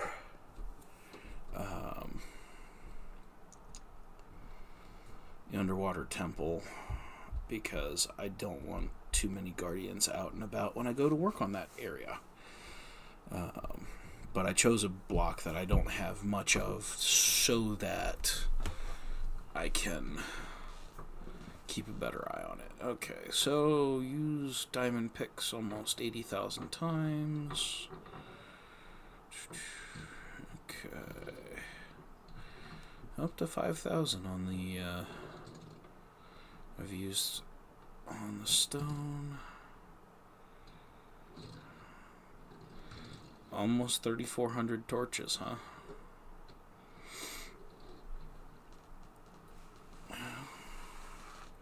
Fun times. It's fun seeing. It is fun seeing some of those stats. Picked up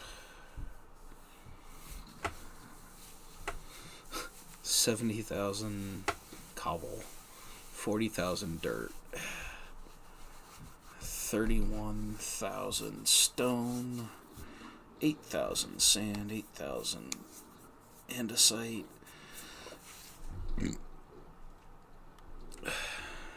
That's some fun stuff. Alright, so we're done with that. Back to game. Okay, so I have that. You know what? We've got the space for them now. Let's come up here. And we're going to do our level best.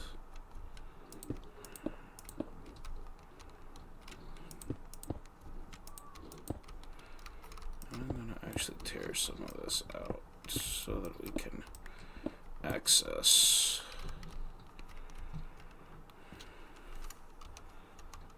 this.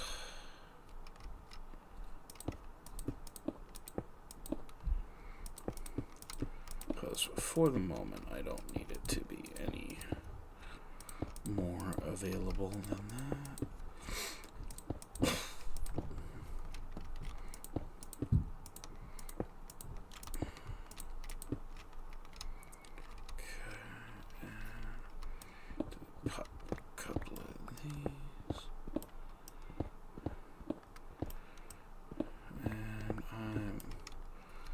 Close enough. We might.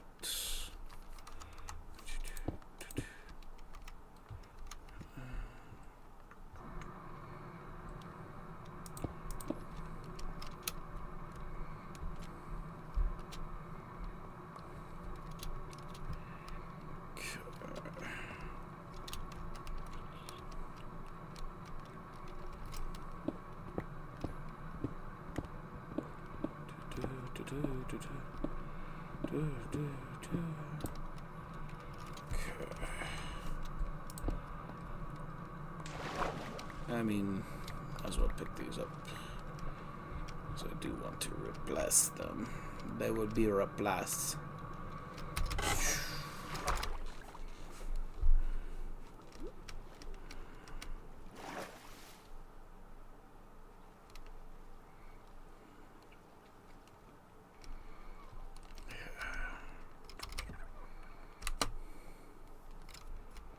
Oh. That's kind of silly. Where is it at?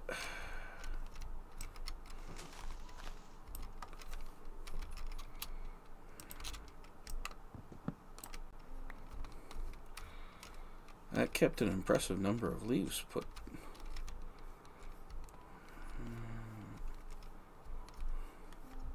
From deteriorating. Okay.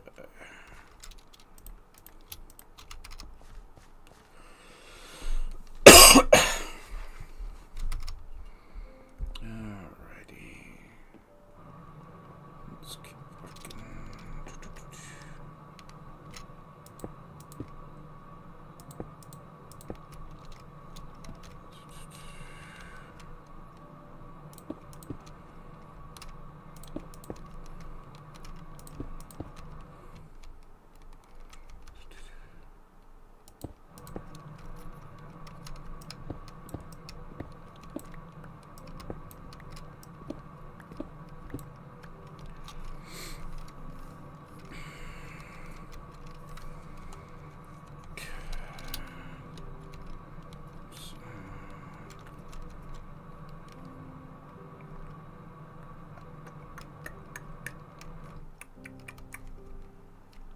Let's see.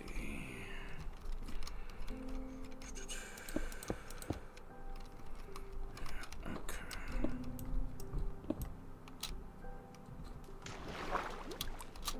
It's okay. This is why we do the thing. Do the thing, do the thing. This is why we do the thing. Do-da, do-da. It's near as far either way. Do-da, do-da.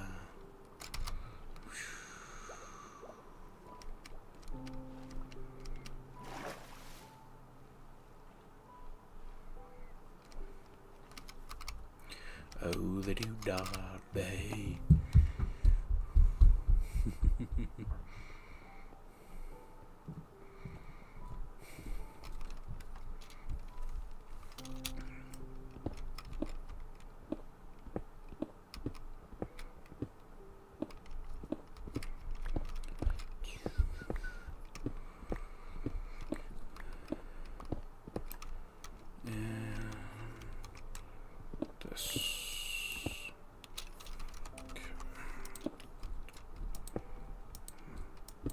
This is the end. Do do do do do do do. No no. Do do do do do do. Do do do do. Do do do do. Do do do do. Do do do do do do do. Do do do do.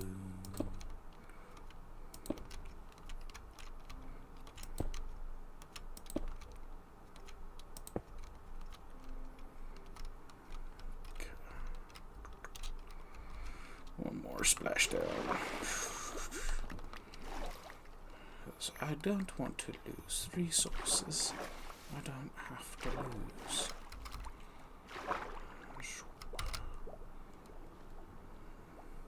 Swimming through the gap, gonna go over here and sort out all my silly stuff. Oh, the day. Not sure why the song's stuck here. Do-da, do-da.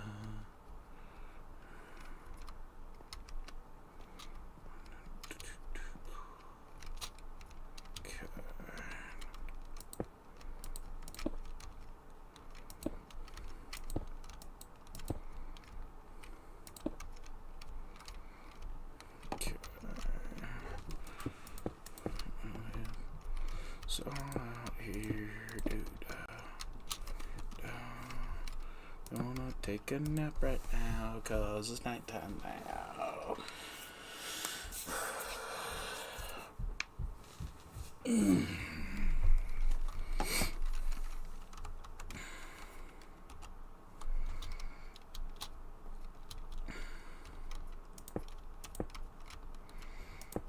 What I probably ought to do.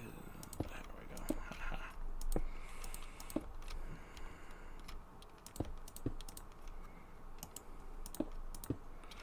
Okay. We'll have to run back to the boat for more supplies. But that's okay. That's what we need. That's what we do. We got it made. Just me and you.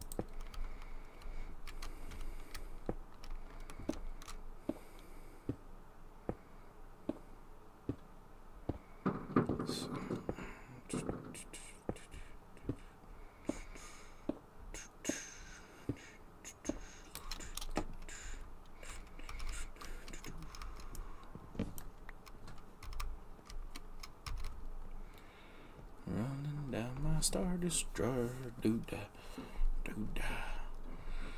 Gonna have some fun building, oh the doo-da day. Gonna make it big, gonna make it fun. I'm crazy as I know, oh the doo-da day.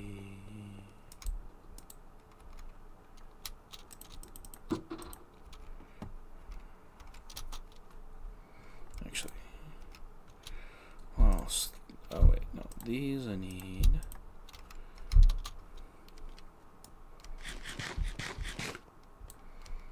I believe my son is attempting to introduce himself to the stream through the floor.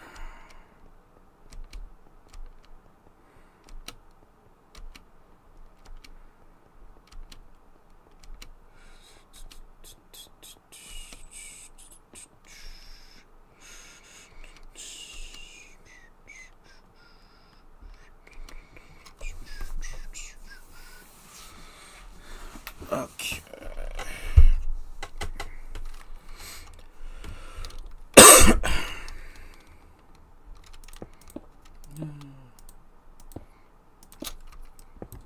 Okay.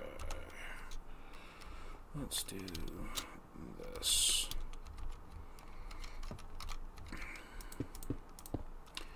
And we're just gonna run this out till we run into the frame. Into the frame, the frame.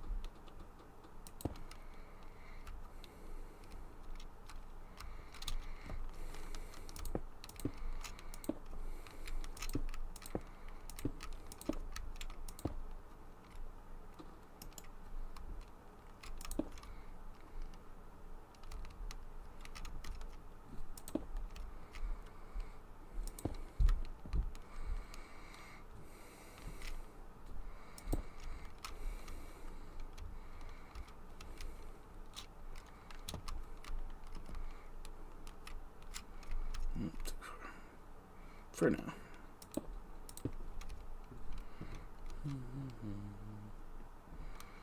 Dun, dun, dun, dun. Dun, dun, dun, dun.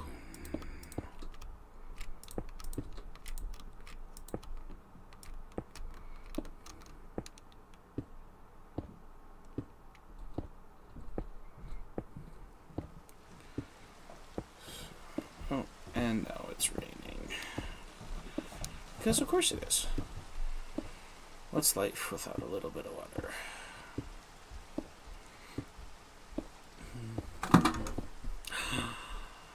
I see an Aurora star. Good morning, my love. Good morning. It's not very strong because we only had 4 tea bags, so. Yeah. Fair enough. But it's still caffeinated. We need. Yep. Okay. Breakfast.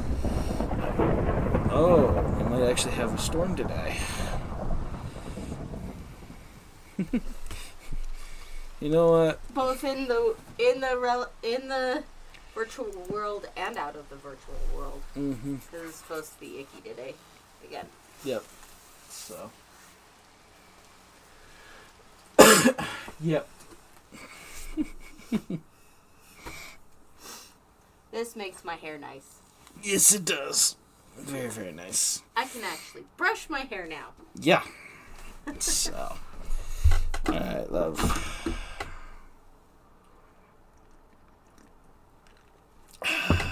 Iced tea. Alright.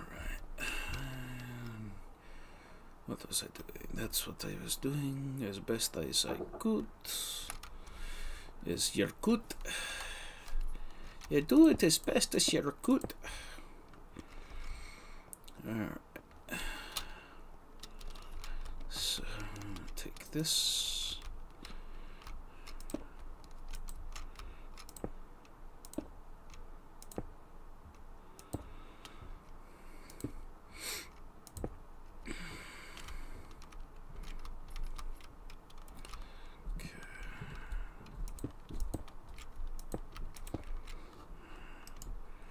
More stone.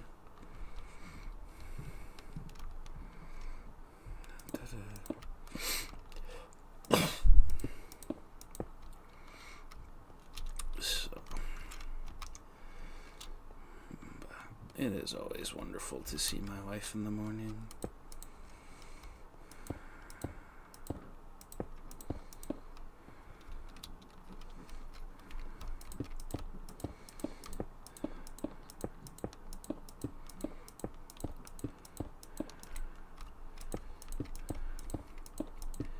And that's one I do want to put out there. Life is much better with a partner. Now, having a partner simply to have one is not a good idea. And this is something both Laura and I will confirm to you should we ever have the opportunity to speak with you in person. Because we both waited until we found the person that we actually enjoyed spending our time with. And because of that, we have something that we know just exactly how hard we had to work to find it. But even my worst days with Laura do not compare in their fullness. Like, they are so much more full of joy and reason to keep going and all kinds of other things like that. Far more so than the days when I was single. I won't say that my best days as a single person were not possibly better than our worst days. But you'd have to search pretty hard to find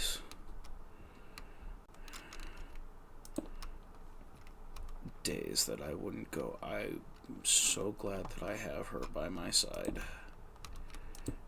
to share this with for the bad stuff, because it just, not having to face the rough parts of life alone makes them so much easier to bear,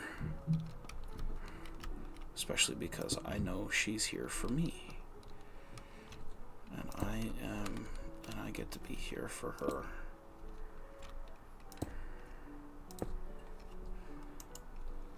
And even when she doesn't feel like she's anything special. And believe me, guys, they all think that. I don't know why. Actually, I do, but yeah, there's no getting around that assumption that they make. That somehow being the part of the human race capable of creating life is just nothing special. And because our world has done such a thorough job of telling women they're just not enough, it's ridiculous. So, my 2 cents on the matter. But if you're here, you're apparently looking to see what my sense buys. So, there you go. My sense buys you the encouragement to find somebody to share your life with. Now, that doesn't mean just take anything that falls into your lap, because there's plenty of relationships that just... there's too many structural problems. And I'm not saying structural problems can't get worked through, but the more of them that exist, the more likely you are to find that you're actually spending a lot of time and effort attempting to sort out something that probably should not be sorted out.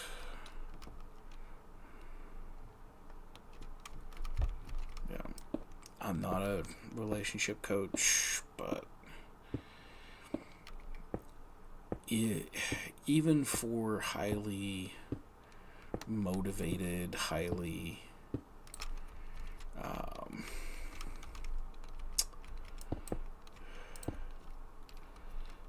trying to think how to say this. Highly competitive relationships. There's a difference between competing and having fundamental differences in what your goals are. And the more that you try forcing thing, like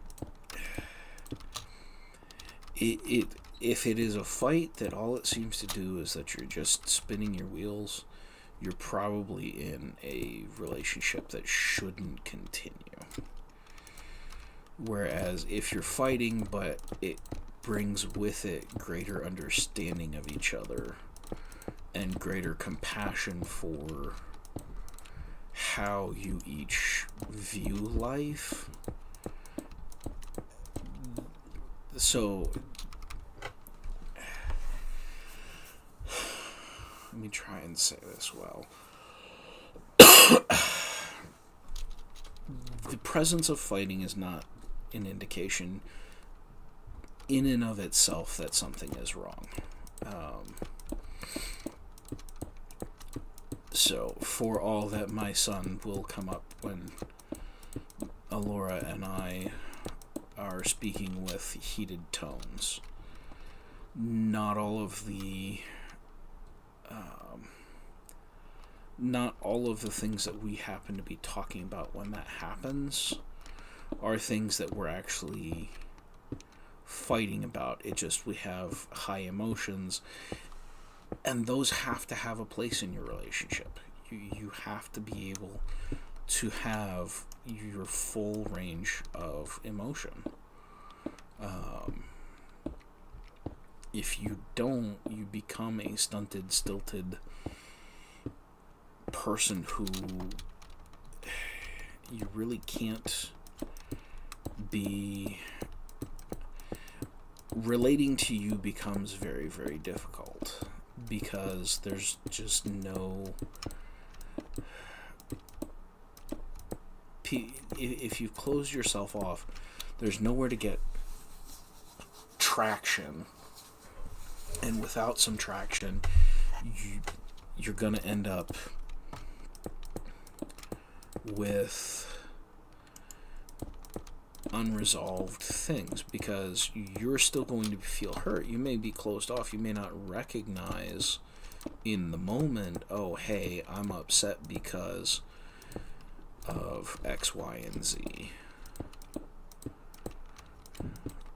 Because you closed your emotions down. And again, this is not I'm not wagging my finger. I'm just going, this is something you will be wise to know about yourself, because it's going to affect any relationship you get into. And you can't use it as a disguise or a cover or an excuse to not engage with someone you love.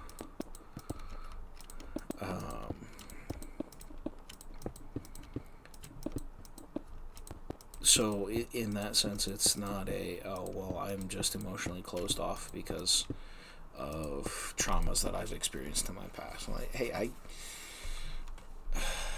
I understand life's hard for everybody, and you've learned to adapt to what you've experienced.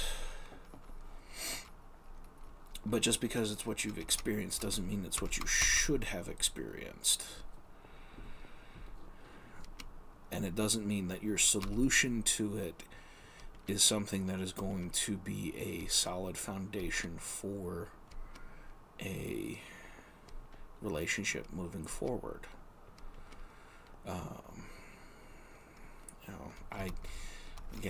I don't want. I'm not attempting to wag my finger at somebody and go, "Oh, you're a terrible person because you struggle with this." No. You need to understand that's a problem that you have and take responsibility for trying to heal that as much as you're capable of healing it. And I say this as somebody who's not the best at it. And, in that sense, that's one of the things that I do kind of have to apologize to Alora for, is that I have some things that need work, and I am really bad about going back and getting the work done. And it's not fair to her, it's not fair to our son. Okay. Actually, yeah. But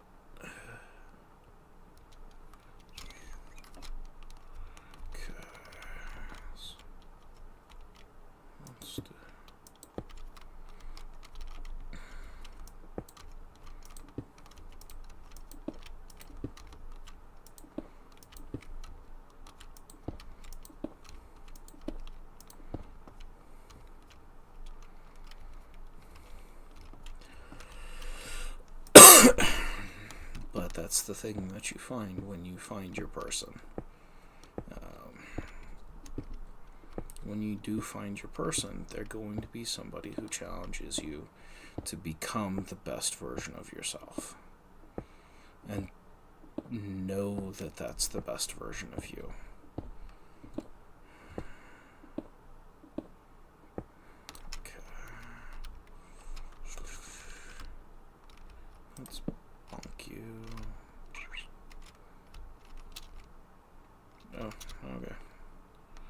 Well, dun, dun. Dun, dun, dun, dun, dun, dun, dun. Dun, dun, dun.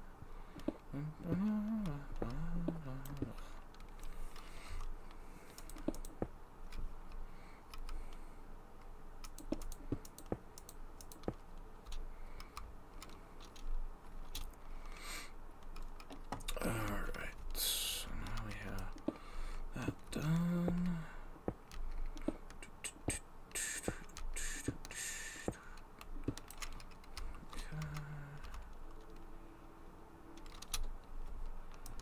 Alrighty. So, but yeah, I would not trade any of my days with Alora for supposedly better days, because she fills those days that I'm with her with beautiful things.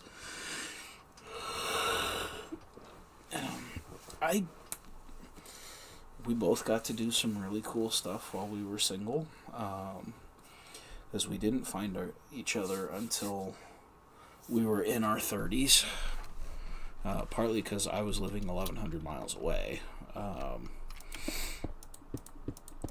And no, I didn't move here to meet her.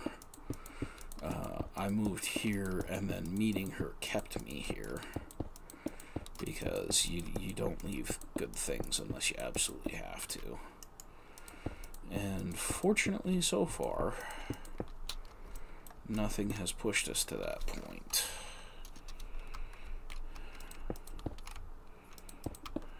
But we're looking forward to doing what things we can.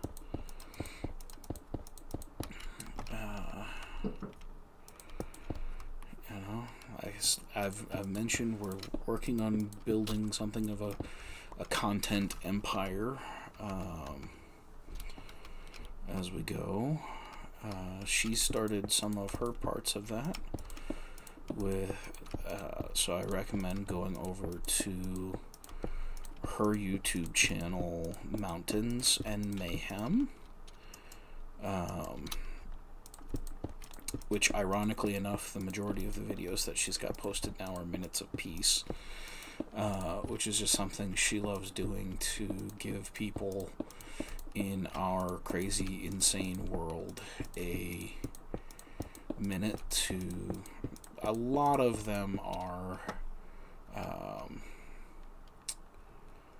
listening to waterfalls, places that we found while we're out hiking, that it just, that beautiful sound of running water.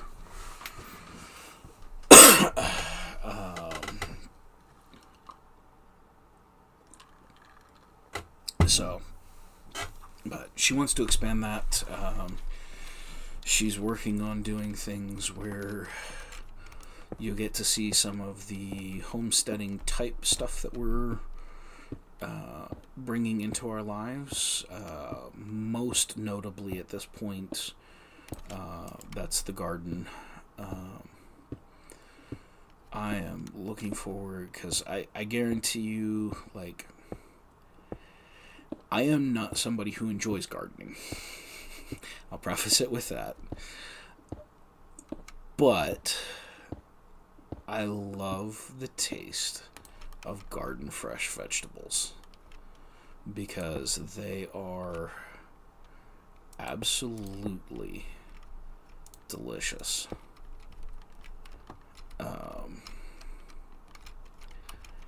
And Alora is just so fantastic at growing vegetables, growing plants. I'm really not even joking when I call her my druid. Now, I'm considering that label in terms of D&D classes, not the traditional pagan druids. But yeah, she is so good at creating a garden. It's because she put so much time and effort into it that even though life has been tight since I lost my job back in October, we've not really had to struggle and sacrifice the quality of the food in our lives because we got so much out of our garden.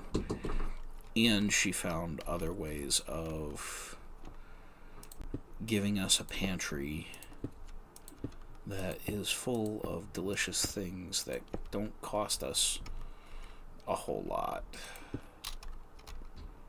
to make and have available. Even though it's easy-ish to, like one of the big ones I can think of just as an example is we've been canning our own beans for a little bit. Canned beans are not especially expensive, but considering the fact that she's turned 2 pounds of dried pinto beans into 5 or 6 pints of canned beans means that we have exactly as much as you get in the can, but we pay the same price for those 6 cans that you would have to for a 4-pack. And when you do things like getting bunches of those beans, the more bulk you buy, the better your return on your investment.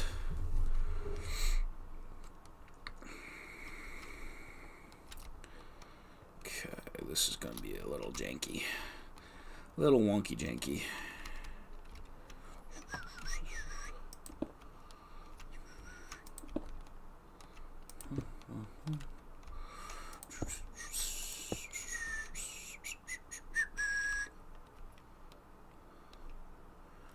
Actually, that probably should come across. Let's do that.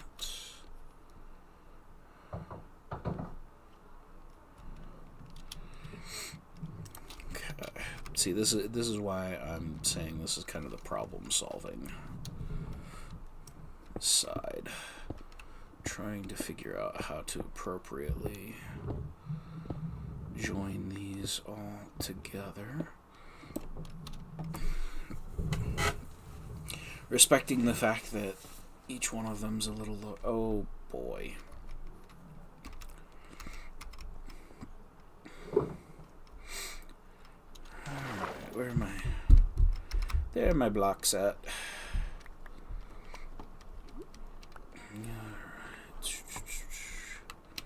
So, I think we're soon reaching a point where I'm going to have to call it for the day. Just so that I can go and be with my family and do good things with them. So.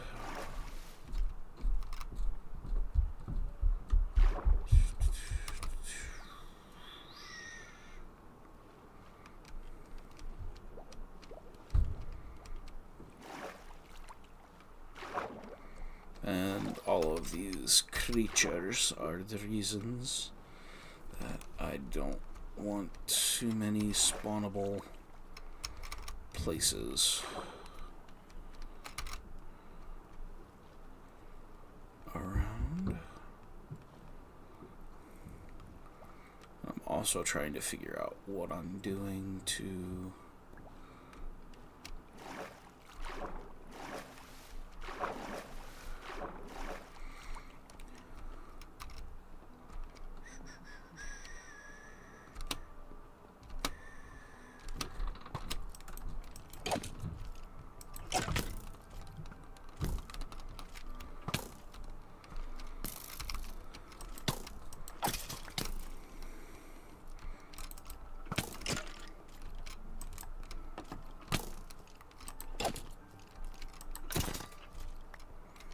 the arrows right out of you.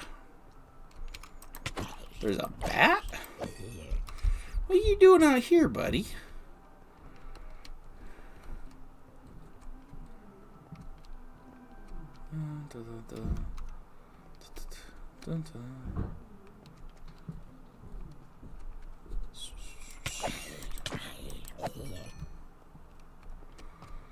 Okay, in. Dang rabbit. Oh.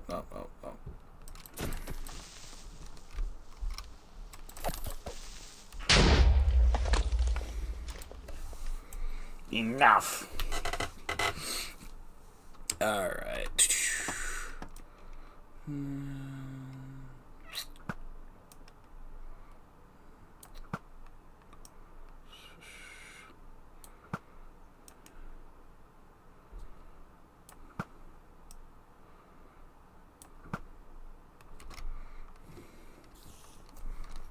No.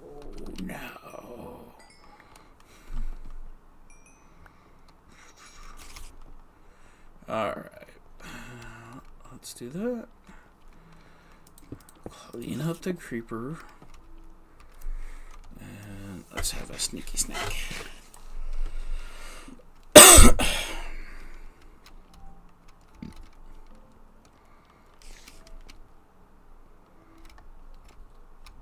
They're not bursting into flame? Did you find the one block that you can stand under?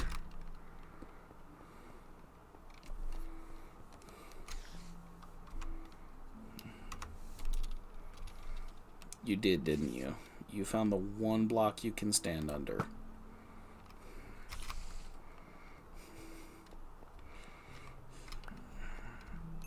Suppose I really should grab that too.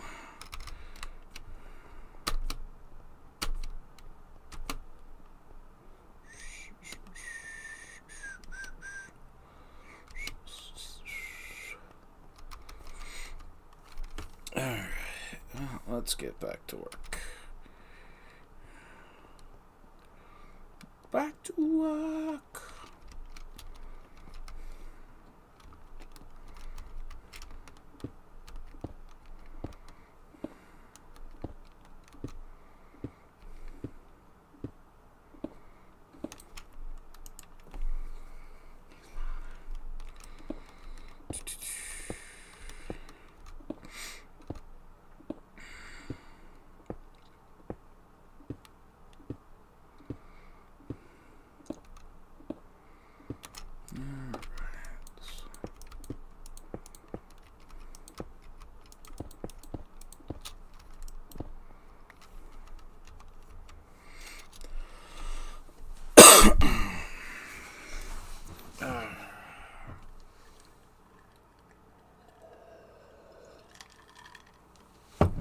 Okie dokie dokie do.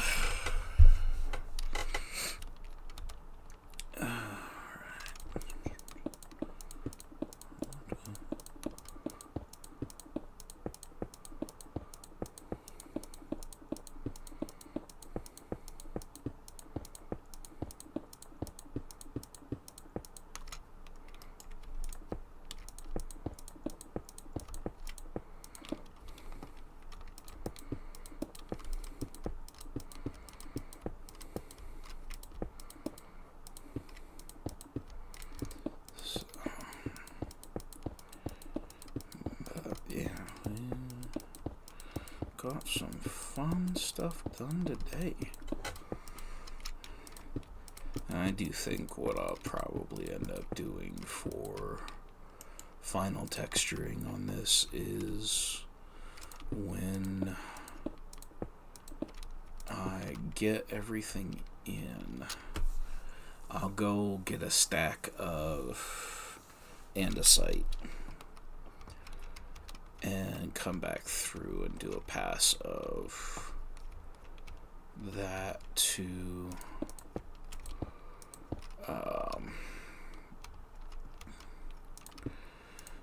we'll do a pass of andesite just to add some areas of different texture there, and then we'll have to figure out Because, let me grab the book. Again, this is the book that I'm using as my reference guide. I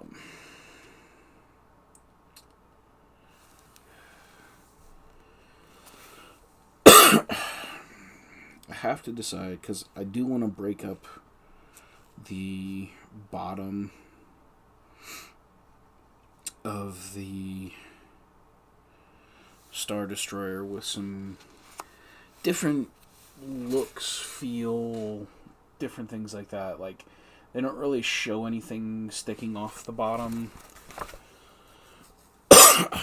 But if watching Adam build models on Tested has taught me anything about building models, which this technically becomes, it is that you want variety so that there's always something for your eye to catch. And so whether I end up doing it as, hey, there's things falling off, we'll just have to see what I decide, and whether we,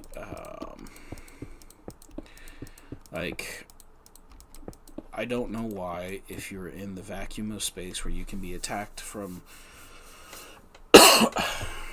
all dimensions at one time, why you would ever attempt to not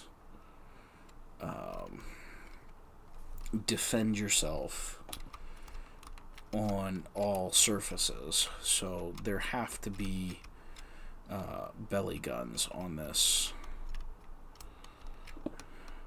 Like, if we put belly guns on a B-17, there's no way the Imperials didn't put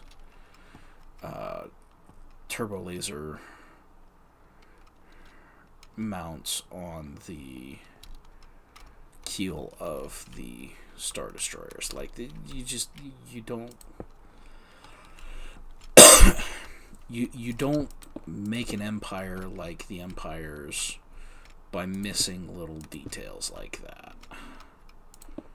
Now, you may not put the highest quality ones there,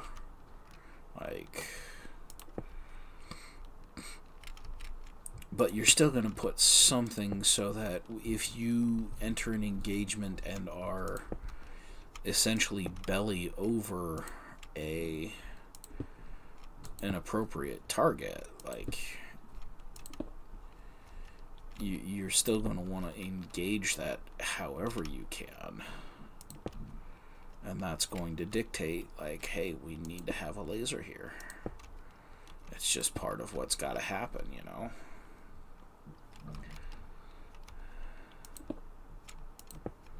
And that takes some forethought. So now you may, and especially with the fact that, the Star Destroyers do belly launches, you might not have many cannons down there. That way, if your gunners get a little jumpy, you don't accidentally blow up your pilots. Mostly because pilots end up being very expensive to train, and, So, as far as it go, for as cheap and replaceable as Imperial pilots are, and if you don't believe me, just look at the fact that the TIE Fighter doesn't have an ejection seat.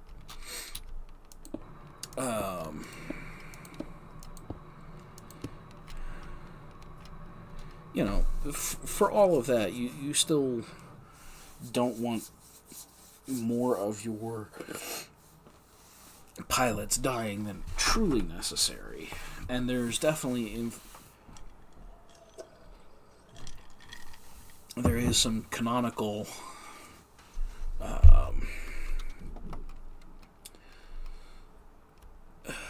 information that Star Destroyers do have belly guns.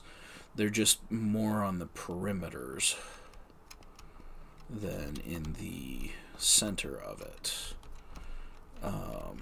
Because if you remember in Empire Strikes Back, in the asteroid field. There's a few places and times where you're kind of underneath the one Star Destroyer, and you're watching, and the lasers are all coming from basically the outer edge, firing down into the Star Destroyer.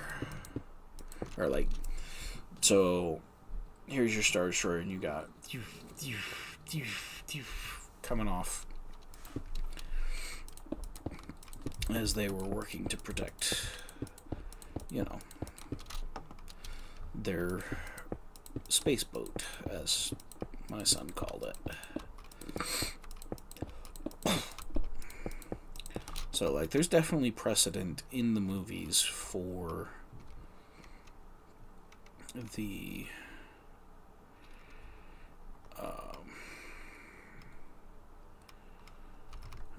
notion that there's some kind of belly defense that a Star Destroyer has.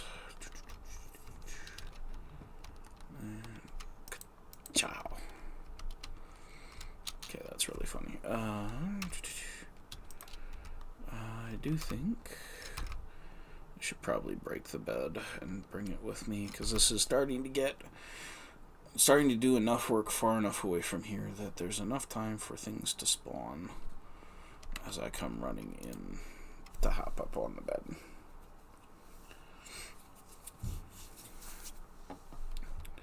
So I think at this point, let's break you and put you. I think here will be good for the moment. Let's actually grab these, which does give me incentive to go start making a bunch of cobblestone slabs too. Actually, those probably will just...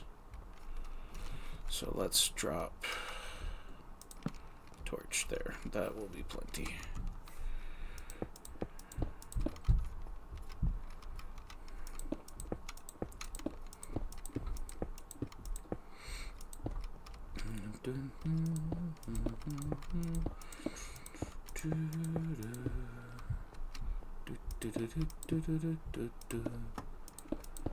So I am hoping that I get a good game of Magic this weekend. So, thinking that Alora would be out of state with our son, having some good grandma and grandpa time, I invited a friend over, and I'm guessing we probably will end up playing Magic, just because it's the game we both are, I don't want to say more interested in, but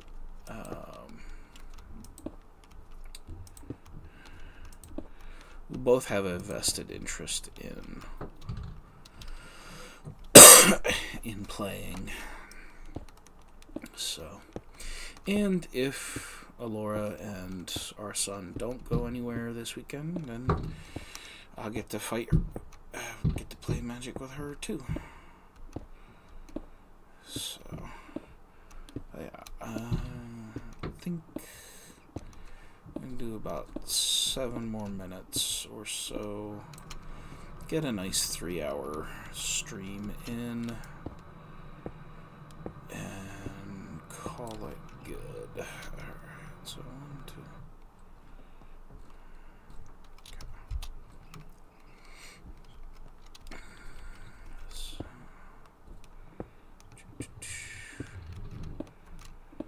This feels nice to have some things accomplished now.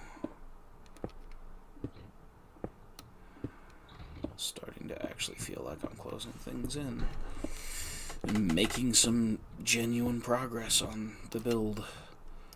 I think one of the last things we'll do, I think this will be the last section we'll do, and then we're gonna go see in 3 hours much iron that sucker's making for me and see if it is time to expand its capacity for making golems. So the reason I say it that way is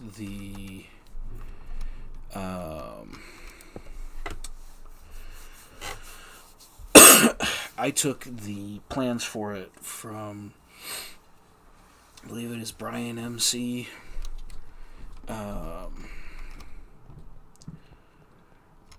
And I will give him credit for that because I know it's a thing that can be done. I did not know how to induce it before now. But I feel like I did a good job of copying the basics, and now it's just a matter of getting in and going, okay, so I did the basics, that's all good, but what I really want to do is crank the production up much, much higher.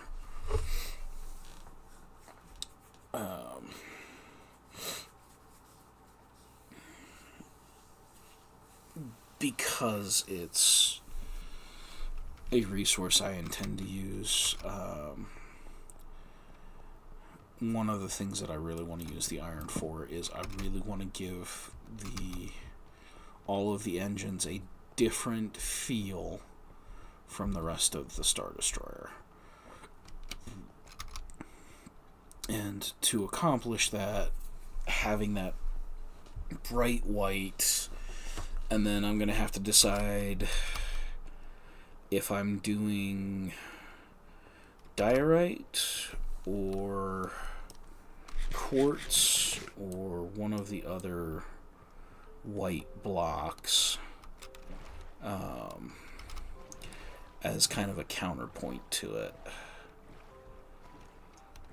So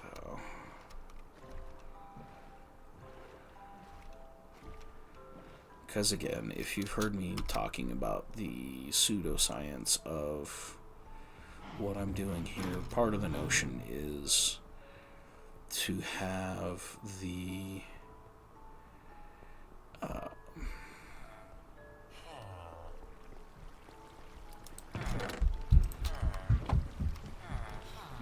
to have a different material be your housing for the engines. You get your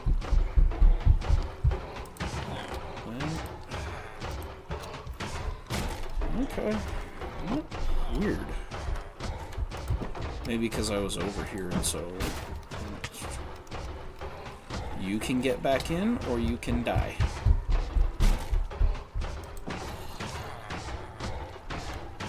You can't go. You don't want to go back to safety? Alright, well, if you're not gonna go in for the safeties, that's what happens when you can't stay where you need to be for safety. So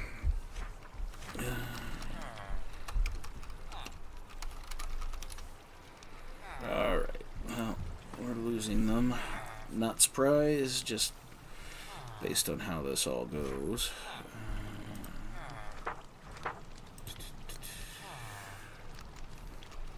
So let's do one, two, three. And because for the moment I am not going to fool around with trying to figure out dragging somebody all the way over here. There's about 10 different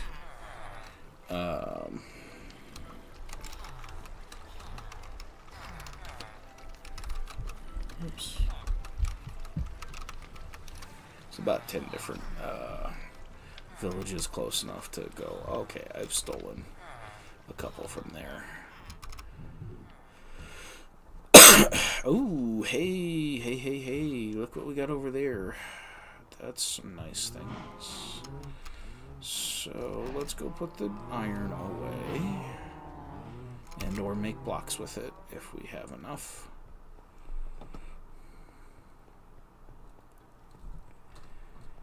So I don't remember.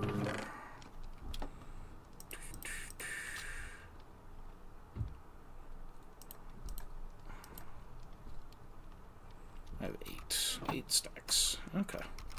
So not quite yet. More bones. Billy bones. So, I guess I need to figure out if it's alchemy that gets the villagers to turn into priests. Mostly because I want some way to get rid of zombie flesh. I might only make one of them, but that one still may be more than enough. Alright.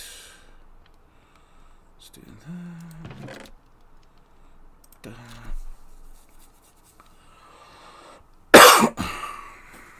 And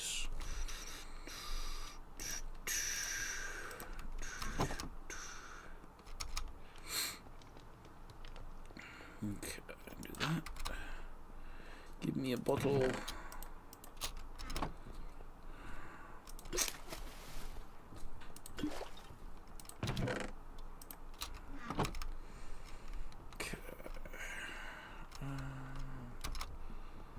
Let's go get in the butt. I should take these two.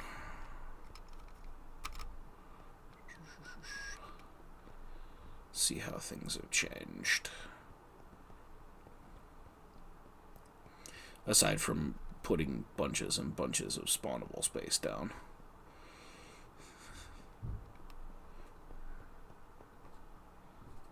That's kind of fun watching that fill itself in. Alright.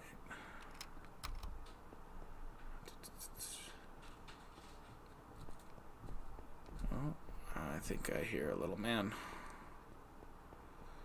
Okay, I gotta run all the way out here. So we can do that and swap to this. And actually, that's already filled in. Sweet. Let's GTF.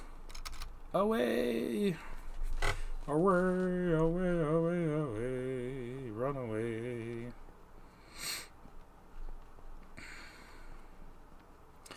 Oh, I guess I can also... That's something I can get finished up soon. Finish building the...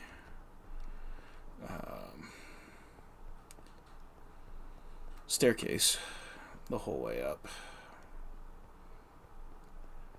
So, my goodness, I'm just about done, babe. So,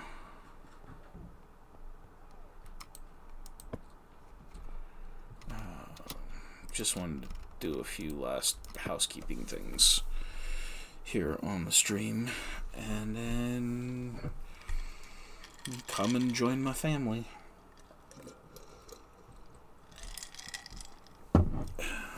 So, alright, let's have some steakins. And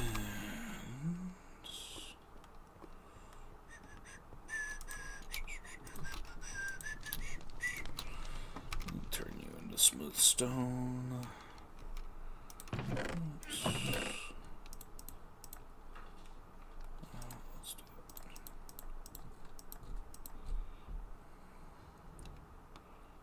That's 8.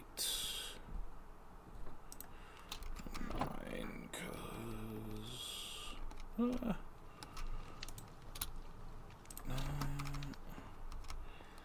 So, as you and I have to figure out what our plan is at this point. So,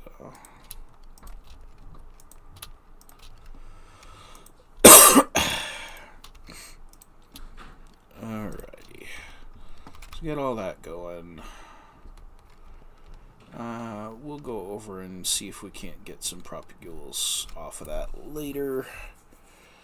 Harvest some of that beautiful mangrove wood. For all that I don't know where I'm going to attempt to use it here in the Star Destroyer. But yeah, so let's go ahead and do that and this. So, just want to go ahead and say thank you, even though primarily at this point it was just Alora stopping by. But still, thank you for everybody who comes by and decides to watch this later, too. I am TanktheElder. This channel is Magic and Mayhem. We are currently in the process of sorting out getting the magic going, and then we will eventually add more mayhem as well. So I try to be streaming Tuesday through Friday. I'm going to try and keep that going as plans around here. So you should be able to catch me most weekdays, bright and early in the morning, if you want to come participate in the live stream. If not, obviously, YouTube holds video on itself for a long time, so hello in the future for anybody who's found us. But yeah, I'm Tank, and I will catch you guys all in the next one.